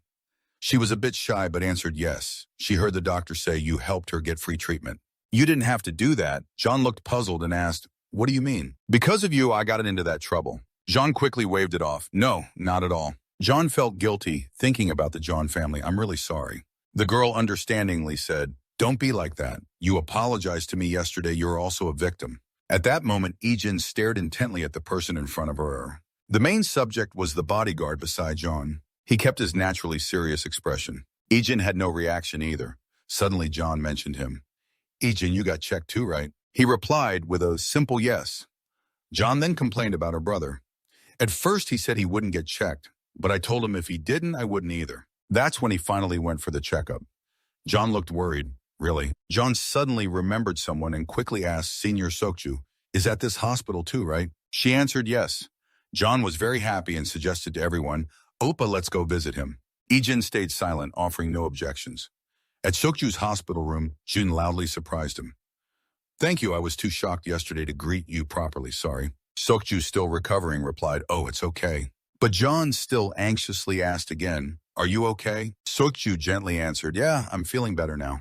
At this moment, no one was paying attention to Ijin, who glanced over at Jeon's bodyguard, and she had the same look of concern in her eyes. After a while, when the candy on the table had lessened, John stood up and asked to leave. Take good care of yourself. Okay, goodbye. John said goodbye on behalf of everyone. Yeah, take care. When the door closed and the footsteps faded away, the bodyguard finally spoke up. Is that boy the one you asked to check earlier? Is he involved in this case with you? John answered yes. The captain of the bodyguard said thoughtfully, I saw it with my own eyes, but I still can't believe it. John still didn't understand what they were talking or believing about. The bodyguard slowly described, his body isn't even very strong and he's so young, yet he could take down so many people like that. When John realized it was Ijin, she felt exactly the same way. I was surprised too, but if the captain says so, that means he's really skilled, right? Right after the bodyguard seriously admitted, Miss, it's not just that he can take down many people by himself. He started to recount. He secretly took down 10 people outside the hospital, and even taking down 1 or 2 people is not an easy feat. Moreover, he didn't kill them, only knocked them out or made them unable to fight back. John was silent, recalling and reflecting. The bodyguard continued, just look at the wounds on the 2 guys in the warehouse that tells you everything. Not many people can handle a knife so skillfully in real combat. Furthermore, the 2 in the warehouse and the 4 outside were all foreign operatives who had completed level 5 training, so they're not amateurs. Judging by what Sokju reported in the kidnapper's injuries, I can confidently say that this kid Yujin is a professional who's been through extremely strict training. John suddenly widened her eyes, unable to hide her surprise at his assessment. That's why he's at such a high level. The 2 brothers, Ijin and John, had now walked quite a distance, and John slowly spoke, thank you. Ijin smiled curiously and said, yesterday I didn't get a chance to thank you. Lately I say this a lot, I'm always being helped by everyone. Ijin denied his sister's words. No, I should be the one thanking you. John looked puzzled. You're thanking me? Ijin gently replied yes. It seemed like he was starting to understand a bit. She was still dazed listening to him. What Ijin recalled everything from the beginning when he saw John bleeding people who didn't calculate anything, but she worried more about him than her own safety. Brother Kong looked at his sister affectionately. John seemed to have quietly understood a little. Then Ijin's happy voice rang out, now you understand what family means. Captain number 2, who had witnessed everything, said, that kid found the kidnappers faster than expected and eliminated them all before the police arrived. Ji sighed when she heard this. That Seokju guy really isn't ordinary. How many times has this happened already? She frowned, clearly annoyed. He should have been on our side, not that brat. Yuna, damn it, the captain still has information to report. Actually, there are some rumors. Ji was curious about the rumors, and the captain replied that although Seokju played a key role, everything was actually handled cleanly by that guy's classmate. Jie found it ridiculous that anyone would believe such nonsense, but the captain's next words surprised her. Even he mentioned this. Jie was startled and asked again what he actually mentioned it. Could the rumor be true? Meanwhile, Ijin was training enthusiastically. He recalled how during fights with enemies, every move caused his opponents to scream in pain. The result was either knocked out or crippled. Ijin began to feel more energized. The terrified face of John appeared in his mind. Ijin suddenly stopped. At the same time, John's voice outside the door called out, "Appa, come eat some fruit." The girl was sitting outside nibbling on an apple. Ijin put on a shirt and stepped out of the room. He went to Dazion and asked, "Are you okay?" She smiled and replied, "I'm feeling great." "How many times have you asked me that already?" Ijin felt a bit more reassured. "All right." Suddenly, Zayon looked at him and said, "Appa, is something wrong?" Ijin hesitated and didn't dare to answer. It seemed Zayon understood her brother's feelings and comforted him. "Don't worry about those things anymore. Are you thinking about what you've done? And I saw that correctly, right?" Ijin stiffened upon hearing that. Jaeon said, "I'm not scared of you or hate you at all. I know you did it just to protect me, and I will never ask you about what you've been through in the past." At this point, Jaeon's emotions suddenly grew heavy. "Actually, I hid from Grandpa about being bullied at school. I even hid it from you, but immediately she regained her usual smile, so there are some things you just can't tell me. I understand everything." Ijin fell silent once again. Jaeon's phone rang, interrupting the two of them. She stood up and asked her brother's permission before answering. "Hello, my dear sister. I'm fine. I'm okay now. Don't worry anymore, sis." "Oh, Dad." Ijin had no idea someone was talking about him and that he had to meet Yuna. He looked at her without wanting to speak. Yuna teased him. "Yes, big brother, what's up?" Ijin sat down and asked, "Why did you call me?" Yuna replied quickly and clearly, "I called you here to apologize to you and to Yoon for what happened recently." He reminded her, "You already apologized." Yuna continued gently, "Still, I wanted to say it to you directly, and I also told Suk-do to apologize to you when he's feeling better. Above all, I am very grateful to you for saving me." Ijin coldly stated the reason bluntly, "I went there only to save Do-yoon, not you." Yuna was a bit disappointed, I know, but you're still the one who saved me, so... Ijin saw her hesitate and felt a bit annoyed. He grew curious and spoke up.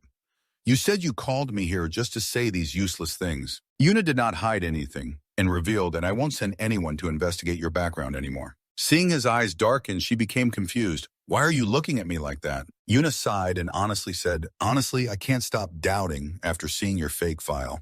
Being born into a family like this, I had no choice. I was almost kidnapped in the US before. Because of that, I can't stop being cautious about you. Although I don't know the reason why you had to use a fake file, I will not have anyone investigate anymore." Yuna felt a little relieved inside. Please, if he really wanted to hurt Daon, he wouldn't do this. Ijin stood up, wanting to leave. "If you only have these things to say, then I'll take my leave first." Yuna hurriedly called him back. "Wait, do you have time now? My grandpa wants to see you."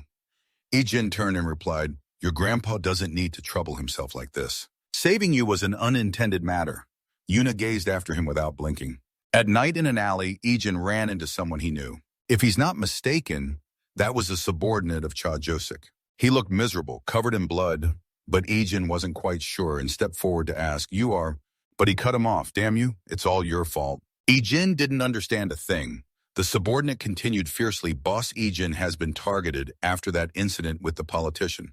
Now just because of you, he's made an enemy of the Go Seo Ong gang." His face didn't change color. He silently laid out a plan. At a pink-lit bar, a few people were lying on the ground beaten. Choi Go Seo Ong leading his army faced Cha Duk-shich.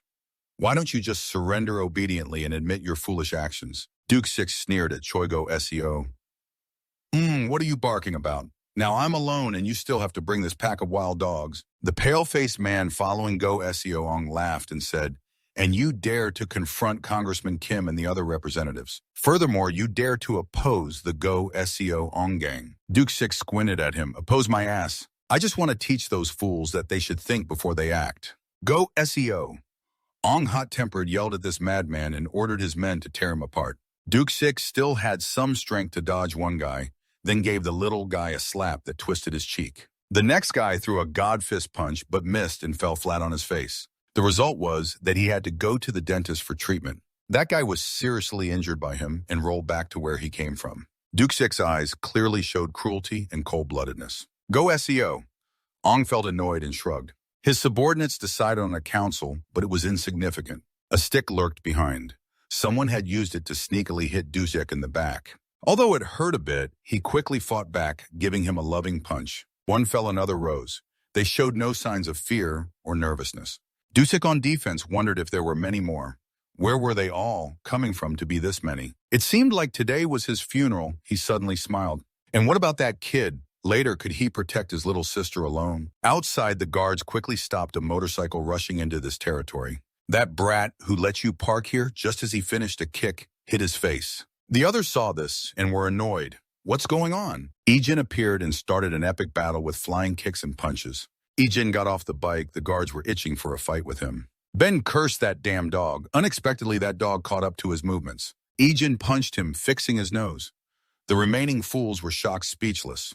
Because he refused to run, he took a brutal kick from Ijin. He gave that guy an extra kick to the head to be sure. Ijin easily passed through the entrance. He looked full of determination and strength now. Inside, the scene was bright red but reeking of blood. Ijin was used to it, so no reaction. Suddenly, a voice rang behind him, catching his attention. Who the hell are you? How did you get in here? Get out, you dog. Where do you think you are? Ijin remained silent. The leader approached threateningly. Are you crazy? I told you to get out. Yes, and he was the one who had to leave, but in a very unexpected and painful way. The leader suddenly fainted. The others took about 5 seconds to recover. Ijin coldly looked at them. Due to limited skills, they quickly regrouped and sent men to capture him. Ijin had to use his hands and feet to deal with each one. As the second meal ended, the third one hit the floor. Ijin brushed past a guy's arm, then elbowed him straight in the face. The third meal went far away. The next attackers hesitated more, using sticks, but still missed, and got kicked in the knee by Ijin. After barely falling, their whole face was mercilessly destroyed by him. One last guy was smarter and tried to run, but no kid. Ijin left his spot in a flash. The guy only had time to take a breath and stood ready for his powerful strike. His body flew far away and the second door was done. Dusik was now exhausted, gasping for breath, but he had beaten more than half of his subordinates. Go SEO, Ong thought in horror. Father Dusik, I didn't expect you alone to do this much. If we left you alone, it would be troublesome. Whiteface was also very dissatisfied. If Father Dusik had backup, we surely would lose. Luckily, he just wanted to live peacefully and didn't build forces. Go SEO Ong's men didn't lessen much, making it hard for Dusik to rest. His speed was affected, but facing these clawcats was not a problem. Dusik could still take down a few guys. However, he still couldn't control the numbers. In a moment of neglect, he was severely punched. Dusik fought back seemingly at his limit. Go SEO. Ong didn't want too much loss. Ben suggested. Okay, Father Dusik, we know you're strong, but it seems you've reached your limit. Why not give up? If you stop, we won't mistreat you. Dusik spat blood and cursed, shut your mouth. Why should I stop? Just come at me. Go SEO Ong's gang was speechless at this man's toughness. Some underlings were also terrified, mixed with caution. Outside, a noise broke out. It was many voices shouting simultaneously, "Who's that dog? Stop him." Go SEO Ong frowned, asking what the noise was about. In the flickering light, no one was visible. But in the blink of an eye, a tall figure appeared. Ijin showed up and got through all the checkpoints. Seeing his baby-faced look, the Go SEO Ong gang shouted, "Who the hell is this brat?" Meanwhile, Dusik widened his eyes, recognizing Ijin. What? Why are you here? He replied calmly. I'm here to return the motorbike. Dusik was left confused. What the hell is he talking about in this situation? The white-faced guy guessed their relation. That kid must be someone you guys know, right? Then let him go. Two guys stepped forward to handle it. Yes, sir. Dusik gave a warning first. You better not mess with that guy. I'm afraid that won't happen. He knows you and came here. We can't let him leave. You want to let him go? What the hell are you saying? Whiteface didn't understand what he meant. What do you mean? Dusik answered, he's the one who won't let you guys leave. Suddenly, the screams of the gang's men reached his ears. Some were bleeding all over. Others had broken legs. Some got kicked in the head. When one tried to sneak behind and attack, Ijin cleverly grabbed his arm and lightly flicked it so hard the guy ran home unrecognizable to his mother. The bat fell with blood, but it wasn't Ijin's. Go So-ong was shocked. Dusik sneered, only fools would attack that guy. I'm just telling you now, but even I can't take him on. Ijin had one wound, but showed no sign of exhaustion. He stood watching them. The Go SEO Ong gang stepped back a bit, but the leader didn't believe it. Losing ground, they yelled orders to kill that brat. As a subordinate, I have to obey my superior even if this mission is risky. The first shot hit the face combo. The second shot seemed even more painful when hit by a bat. The Go SEO Ong boss outside kept yelling, "Why are you all losing focus over some kid?" Suddenly his eyes caught a terrifying figure as well. Duxit glared fiercely at Go SEO Ong. "Have you forgotten who you're dealing with?" He used his body. Outside, the peaceful sky was bathed in pink. Inside was chaos flowing with the pain of evil. Duxit sat down, exhausted. Someone's footsteps approached him. Looking up at the battlefield single-handedly caused by Ijin Duxik could only describe him with two words: monster. Ijin turned and said, "I've paid all my debts." Duxik hadn't processed it yet, but then he startled and thought back, debts. Don't tell me it's him.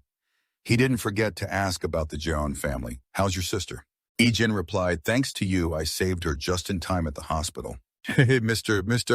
Xiok woke up, panicked, and shouted, 'Die!' Then he gasped for breath. Mr. Zeok glanced at the bed next to him, where Duxik was looking at him with a judging gaze. Mr. Zeok was startled. Big brother Duxik replied, "I heard you don't call anymore." But he couldn't help but be nosy. "Why is Big brother here?" Duxik casually answered, "Why? What if you're hurt? You should have taken a taxi here, right?" Mr. Zeok was shocked. "Was it the Go-sung and Sangsu gangs? So that's why Big Brother had to come here." Duxik was losing patience. "I already handled everything." The men were confused. "What are you kidding me?" Duxik snapped jokingly, "Your head, hey." Mr. Zeok continued, "Getting beaten like this is embarrassing. I'm speechless with this kid." The other guy complained, "You're so battered, it's probably over now, right?"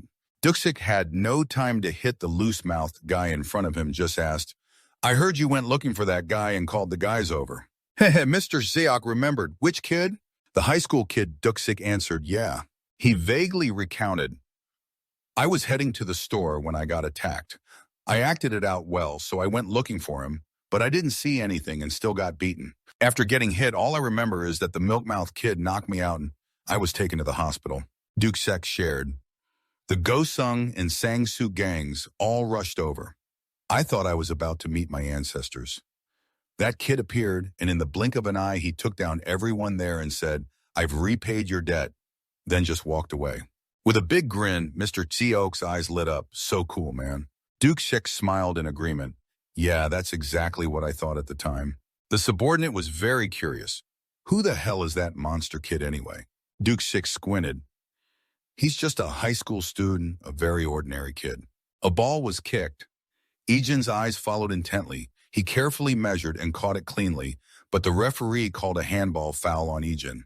The soccer players were stunned. Jae-hyung and Hyuk-jin reminded him, "Why did you catch the ball? Are you the goalkeeper?" Ijin suddenly remembered the game and nervously admitted, "Sorry, it was unintentional." During the break, someone called out, "Ijin, let's hang out after class today." "Okay if you're not coming. Yang-chan has extra classes tomorrow, and the day after today is the only day we can go." Ijin smiled and replied to his friends, "You guys go to the internet cafe first. I'll take my sister home, then come." The three of them stared blankly at Ijin and quickly explained, "He's not feeling well lately." Hyukjin quickly recovered and laughed, "Okay, we'll save you a spot." In Jae-yeon's class, the girl was sitting lost in thought. "What should I eat tonight? Kimchi soup. Seems like he likes that dish, but he's not good with spicy food. Maybe just cook soybean soup instead." But the voices of the female students woke the senior. "Look, Ijin, so handsome. How is he so good-looking? Not like my brother, not like my little brother." A few approached her and asked, "Hey, Yeon, does your brother have a girlfriend yet?" Their hopeful eyes looked at her, and Jaeon could only answer, "Not yet." Then the two cheered happily. "That's right." Jaeon smiled gently on her way home, thinking, "He's really famous now. I don't know, since when everyone in class talks about my brother, and even Senior John asked me twice if he has a girlfriend. Why doesn't he have one? Doesn't he like anyone? Seems like many people have confessed to him." Speaking of Chow Chow Cao Cao arrived, "Ijin, your sister is here." When Rajun looked up, she saw her brother and his harem startled. She greeted, "Hello, everyone." Jeon waved goodbye, then they decided to go grab the computers first. Ijin said, "You guys go ahead, I'll bring my sister home, then come right away." Jeon asked curiously, "Are you going out with your friends?" Ijin admitted, "Yeah, but I'll go after I get home." She looked at him wide-eyed. "Because of me." Ijin replied, "No, I forgot some stuff at home." Zazen thought her brother was worrying about her, so she said, "It's okay and it's still daylight." Ijin said, "I really forgot my stuff at home." Zazen's expression darkened as she whispered, You don't need to do this anymore. I even refuse Senior John to have a bodyguard follow me. If you keep doing this, I won't be able to live a normal, comfortable life. Ijin seemed to understand his sister's meaning. I'll do as you say, but sometimes we can go home together. Jaeon puffed her cheeks. Because you worry about me, right? He honestly said, it's not just because I worry, I just want to go to school and come home with you. Jaeon hummed and left. Then Ijin suddenly paused as GE and Captain Number 2 appeared here. She smiled and greeted him, but Ijin's expression was not very welcoming. Jaeon was curious, who's that? Gie then noticed her little sister. That's the girl, right? Because of John you got kidnapped. Rajan asked, who are you? Gie answered, I'm John's cousin. I want to thank you for saving John and invite you to eat to thank you. Are you free? Ijin answered on behalf of his sister. No need, and John already thanked me. You don't need to thank me separately. Jiek was a bit scared. Wait, besides that, I have something to ask of you. After you hear it, you'll know there's nothing bad. Ijin coldly ignored, I don't care. He didn't turn his head back, and Jie looked a bit embarrassed. Jason bowed on his behalf to say goodbye to Jie. Looking confused, Captain Number 2 asked, do we need to escort him? She refused, no thanks. Watching Ijin's back, Jie frowned and smiled, thinking, just looking at that kid's face, you can tell he finds me annoying. At the internet cafe, Youngcha said to his two friends, I'm going to the bathroom for a bit. Hyukjin replied, yeah, we'll pause for now. He hurried down the hallway and accidentally bumped into a man. The man looked angrily at Yongchan. Damn, where are you looking, man? Frightened, he quickly tried to calm him down. I'm sorry, sir. The man raised his hand to hit him. Okay, this brat's really pissing me off. You bumped my shoulder and you think just saying sorry is enough. From afar, Jaehyung stepped forward and said, he bumped your shoulder. Hyungchan shook nervously and called out, Jaehyung. Jaehyung said sarcastically, that man barely touched your shoulder and you're acting like a baby. Jaehyung took a lollipop out of his mouth, looking extremely cocky. You think we're easy to mess with? The man grew cautious. The more he was stared at, the more awkward he became. Jaehyung's tone was sharp as a dog's growl. What are you looking at? The man startled, then wisely chose to walk away. Jaehyung breathed a sigh of relief. Almost got caught as a paper tiger. He turned to Yongchan and said, let's go. If we're late, Hyukjin will get mad. Yongchan froze for a moment, then replied, okay. Following Jaehyung, he thought quietly, I didn't expect him to help me. Hyukjin saw the two return and asked, you guys went to the bathroom? Why so long? Jaehyung answered. Some jerk wanted to beat up Yongchan. He said that guy was wearing a uniform and shocked him. Hyukjin looked a bit worried for Hyungchan. Hey, are you okay? He nodded. Jaehyung helped me so nothing happened. What about you? The paper tiger urged his two friends to keep playing the game. Let's go. They didn't notice at that moment the internet cafe door opened, and before the staff could finish welcoming them, a bunch of tall, smelly guys walked in. They stopped in front of the group. Hyukjin was still shouting, Hey, I'm about to leave the jungle. Let's destroy the mega turret. These guys have been waiting forever, almost had to go hide in the damn enemy's base. He then teased him. I'm Hyukjin, and only now did I notice that student Go Suk from earlier had returned with his gang. He looked coldly at them and said, follow us outside. Hyukjin had a bad feeling. Jaehyung felt the same, and Hyungchan was pale with fear. Outside was too intense, and he kept trembling, thinking, what are we going to do now? Everything's gotten out of control just because of me. The Go Suk gang leader sneered, I was wondering who's backing you little shits to be so cocky. Looks like you still have one more with you, right? Today we'll send you straight to meet your ancestors. Jaehyung replied coolly, you were scared shitless running alone just now. But now you've brought a whole pack and act all tough. So you mean you retreated earlier as a strategy? Ran like a dog just to see who's backing me, huh? Got it. The Go Suk leader was pissed and ready to punch and curse that punk, but Jaehyung dodged and slapped his cheek, twisting his face. He clutched his mouth. Now it's not certain the council can take down these three. Hyungchan felt extreme guilt. It's because of me. If I'd been a bit more careful, it would have been like telepathy.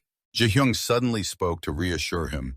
Hey, Hyungchan, no need to make that face. He was surprised to hear his friend say, you're not the one at fault, those bastards are. Hyungchan was touched and called out to Jaehyung. Hyukjin broke the atmosphere. That line was from Ijin earlier. Jaehyung whispered, embarrassed, because Ijin looked so cool back? Then I just said it without thinking. Hyukjin mocked, you didn't think, Boss Shaolin, you look like you've practiced saying that line 100 times. Jaehyung cursed and ignored it. The Go-Suk gang had nothing to do, so they got frustrated and decided to charge together. Fuck you, you think you're joking with me? Jae-hyung regained his serious look, kicked one guy in the stomach who tried to approach, then another guy tried to sneak attack, but was defeated. That guy took a full facepalm thanks to Jae-hyung's thunderous punch. Hyung-chan panicked and confused. What do we do now? I've never fought before. Hyuk-jin quickly dealt with a few guys and reminded his weak friend, Hey Hyung-chan, you just stay back. Hearing that, Hyung-chan became even more scared. Jae-hyung continued, even though you have a higher rank in the game, these guys are better fighters than you. Hyung-chan froze, thinking, you want me to stand back and just watch you fight because of me? The Go-Suk gang still seemed energetic, making our two bullies a bit tired. Oh my god, how could Ijin take them down with just one punch, falling and getting up like zombies? Jae-hyung wasn't careful and got attacked. He clutched his stomach and cursed silently. That guy was about to punch you when suddenly the master's head charged in to stop him. Jae-hyung was amazed. Yong-chan tried to push the Go-Suk guy away. The guy angrily shouted, you damn brat. Jae-hyung's legs swung and hit that nasty guy right in the face. Yong-chan's eyes welled up, seeing Jae-hyung seemed to have recovered. He squinted at the bloodied guy on the ground. Hyung-jin teased from behind, do you still need Hyung-chan's help? Jae-hyung blushed when teased, I just stepped back a little, damn it. Hyung-jin wouldn't let it go. Oh, so you're retreating strategically. Jae-hyung shouted, shut up. Yoon-chang slowly sat up and suddenly heard, hey, are you okay? He smiled and replied, sorry about that. Jae-hyung complained to him, you're apologizing way too much, Yoon-chang.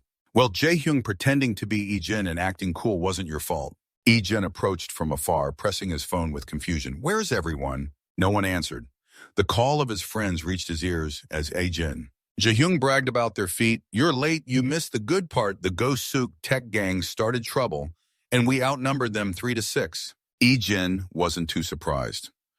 Is that so? Hyung-chan beat his chest. Let's go. Jae-hyung couldn't help but keep talking. Crazy stuff, you don't know how hard Go-Suk hits, but they still couldn't beat us. Halfway through, the group stopped seeing a bunch of people foaming at the mouth here. Jae-hyung recognized these guys are from Go-Suk school. Why are these guys lying here beaten up? Ijin explained. Well, I was looking for you guys and ran into them. When they saw my uniform, they suddenly attacked. So the three guys stared at me in disbelief. After that shock, the whole group gathered together. Juju Jin and Lee Jae-hyung carried stuff complaining, I'm starving, let's eat quickly. He looked at Park Yong-chang and quietly asked, is this yours? Hearing it, he was startled and suspicious. After a moment, gathering himself, Yong-chang said, yeah. But Hyung-jin didn't care and said, you always eat this kind anyway. While the two were chatting, Jae-hyung suddenly shouted, we forgot the drinks. Hyung-chan quickly said, I'll go get them. But he was quickly stopped. I'm already standing, so let me go. At this moment, Ut-jin suddenly laughed. Those Go-Suk bastards are hilarious. They probably thought we were easy targets, but got totally wrecked. Jae-hyung just got back and joined the joke. The whole group really played it up. I bet after this, they won't dare show their faces again. While everyone chatted lively, Yoo Ijin quietly stared at the rice ball in front of him. Jae-hyun was peeling something, making him glance over at Ijin. Only then did he realize. He quickly imitated looking at the intact rice ball in front of him. Ijin silently thought as he was about to eat, suddenly remembered something and wondered why they fought. Jae-hyun grumbled and recounted, some Go-Suk guy tried to start trouble with Yong-chan in the hallway, so he turned to ask Han if he was okay. Yong-chan laughed. Khan replied, no, Jae-hyung already helped me. Jae-hyung, sitting across, also spoke up. Yong-chan, if something like that happens again, don't be afraid. Hearing this, Yong-chan froze, then continued. You saw me right, Jae-hyung coldly warned. Your attitude is very important. If you're scared, those dogs will only push harder. Hyung-jin nodded in agreement. That's right, if you don't stand firm and fight back, they'll keep coming. Under everyone's concern, Hyung-chan hesitated, but thought, what if they beat me? Jae-hyung, hearing this, was speechless and muttered, do you think they won't hit you if you're scared? Those bastards are like one body. Hyung-chan quietly added, maybe they'll hurt me even more. Jae-hyung chewed fiercely and said, if that's the case, I guess if you say nothing and get hit less, they'll still see you as a weakling, and you'll suffer even more later. Hearing this, Yuk-jin, sitting beside, also spoke. From what I see, if you fight back, once you'll have less trouble later. Many of them only target people who don't dare to say anything from the start. Not always. The next words made Cho Yun-chan even more sullen, and importantly, he must not be afraid and must fight back. Yun-chan, I saw earlier if you try, you can do it. While everyone was chatting, Ijin seemed to fall into silence. Before him suddenly appeared the image of a cold bowl of soup and a hard piece of bread. Ijin in the past was slowly carrying his meal back to his seat. At that moment, the noise from beside immediately caught his attention. On the other side was a group of thugs aggressively robbing food from someone who looked weaker. While he was stunned, the leader stepped in front of him and held out his hand, signaling him to hand over his meal. At that moment, all Ijin saw were muffled voices in the dark face of the leader. In his eyes suddenly flashed a cold, sharp light. After a while, all the soldiers noisily ran toward them, and the others in the camp looked pale and terrified. On the ground now lay only a bowl of soup spilled on the floor mixed with a streak of red blood. Ijin was tightly gripping a blood-soaked stone in his hand. His face was smeared with streaks of red blood everywhere. Tying eyes with just a stone, he had terrified the whole group. The leader himself trembled at the bloody scene, unable to speak. What struck his eyes was Eugene's blood-soaked, expressionless face. Breaking free from that hazy past, he turned to look at Eugene with a meaningful gaze. At that moment, Eugene's hands clenched on his knees. Then he stammered, "I really hate you guys." Jiyeon and Hyuk-jin, who were head down eating, heard this and turned pale in disbelief. Under their suspicious gazes, Hyung-chan awkwardly continued, "You guys bully classmates, and me too." Jae-hyung frowned and retorted, "Hey, when did we bully them? We were just joking." This only made Cho more tense than before. Hyuk-jin added, "Yeah, we don't hit or bully anyone. Other classes are worse. There are worse jerks like Kisu. Compared to them, we're just mosquitoes." Seeing them still trying to justify their actions, Yong-chan shouted loudly, "The nasty things you say and the dirty tricks you play are bullying to people like me." His fierce reaction immediately stunned the two Cho boys. After shouting, Yong-chan's voice softened, "And even if you think it's fun, it's still bullying, and I hate you for always doing it without any thought." Hyung-chan's honest confession immediately made Cho Hyung-jin and Jae-hyung widen their eyes in silence. Seeing the tense atmosphere, he quickly forced a conciliatory smile. "Oh, because you guys asked me to say it." But this attitude only made the faces of the other two turn paler than ever. Hyuk-jin was silent for a long moment before saying, "This is the first time someone has said that to me, so I don't know what to say. We just thought we were playing harmless games. I never thought about that." Jae-hyung muttered to himself, "Same here. We even told ourselves that we were way better than the others." Seeing them, Young Trang finally understood the issue and offered a gentle smile, softly saying, "After hanging out with you and seeing how you treat me, I suddenly realize you all don't even realize you're bullying your friends." He had already said it, "You guys aren't stealing money or really beating anyone."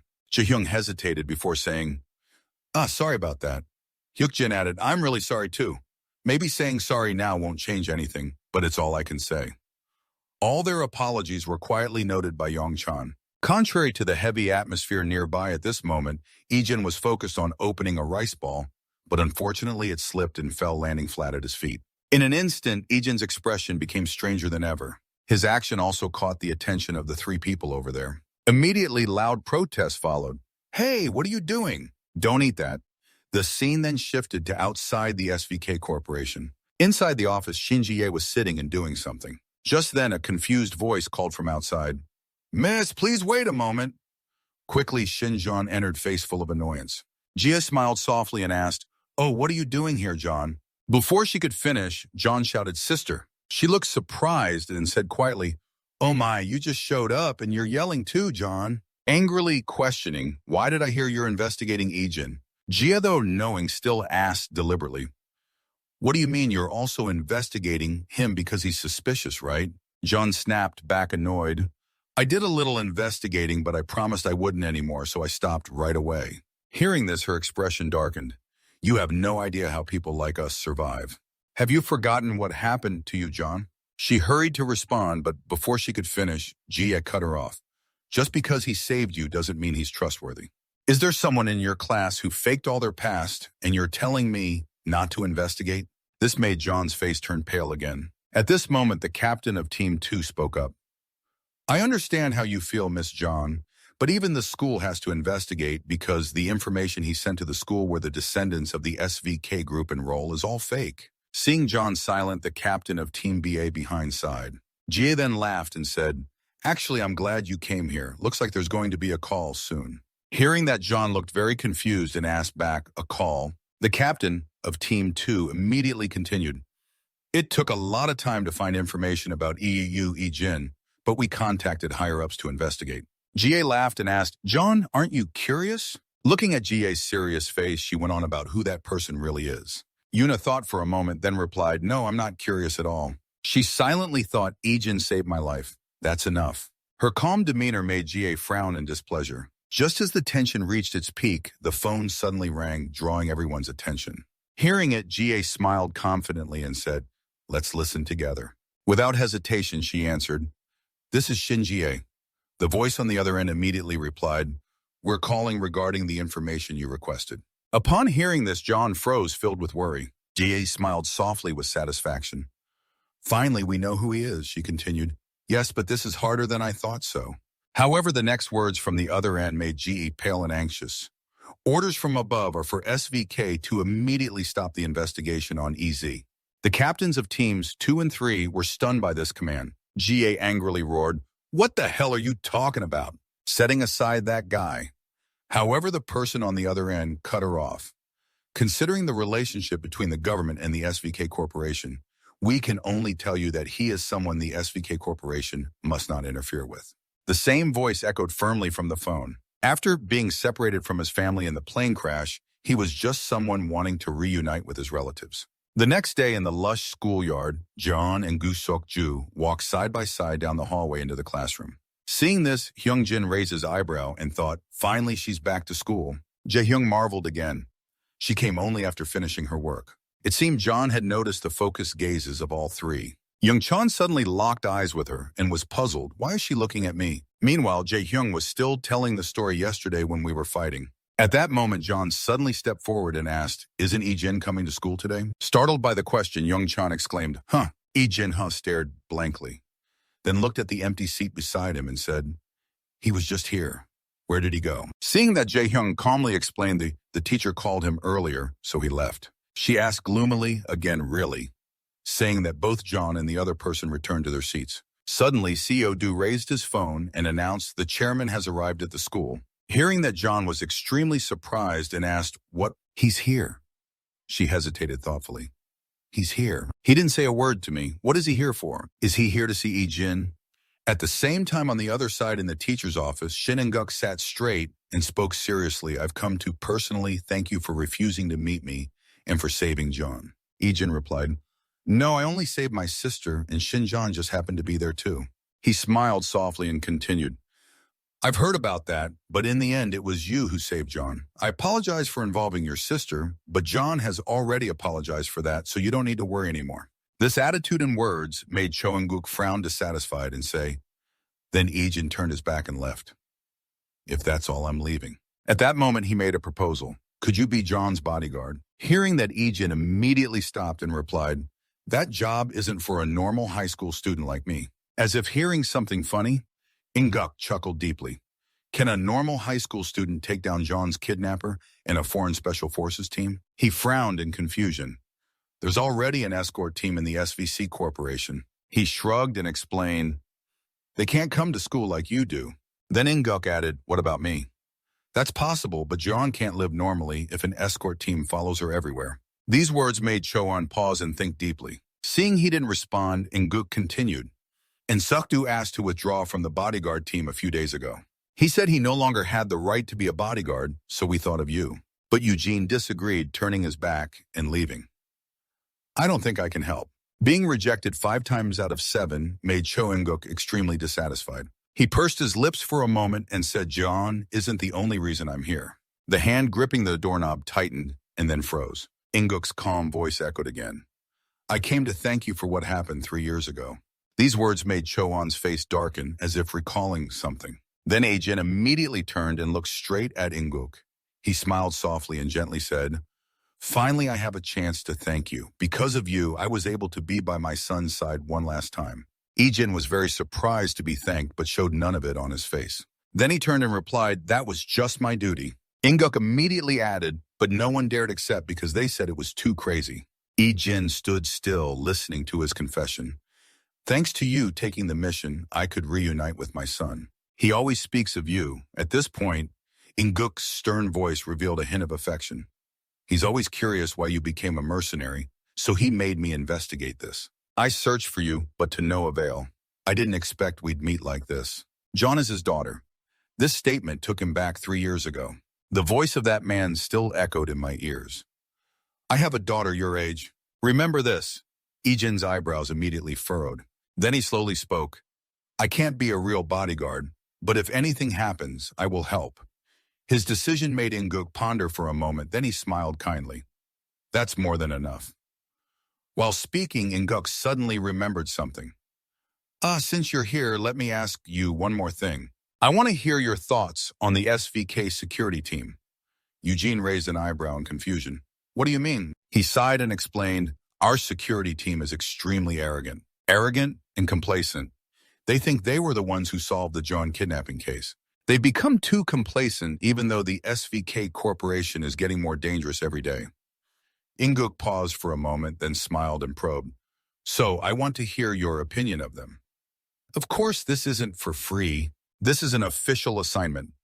Facing the cunning old man, Eugene could only sigh in frustration. Back in the classroom, Eugene, with a cold expression, slowly pushed the door open. As soon as Ijin saw him, she hurriedly greeted, but he ignored her and walked to his seat. In the teacher's voice, now let's start the lesson. Open your textbooks. Then came the time when everyone was focused on taking notes, but Ijin stared out the window as if lost in thought. Inguk's words still echoed in his mind. Thanks to you, I was able to see my son one last time. He pondered heavily. Then he died after that, right? The scene shifted back to the past. Ijin was now fully covered with a scarf standing guard on the other side. The SVK Corporation group was dividing up meal rations among themselves. While Ijin hurriedly ate a piece of hardtack, a gentle voice suddenly spoke. You're so small and yet you're a mercenary. This made him very suspicious and he stopped eating. The man quickly approached and asked, I can't tell how old you are because you keep covering your face. Are you a young man? But Ijin didn't answer and immediately covered his face again. To his surprised gaze, the man only smiled softly. He brought out a tray full of nutritious food and said, Don't eat stuff like that. Eat this instead. This unexpected kindness confused Ijin greatly. He smiled gently and explained, At your age, you have to eat well. The sky was gradually turning to evening. The chatter rose again. This batch of customers must be really wealthy.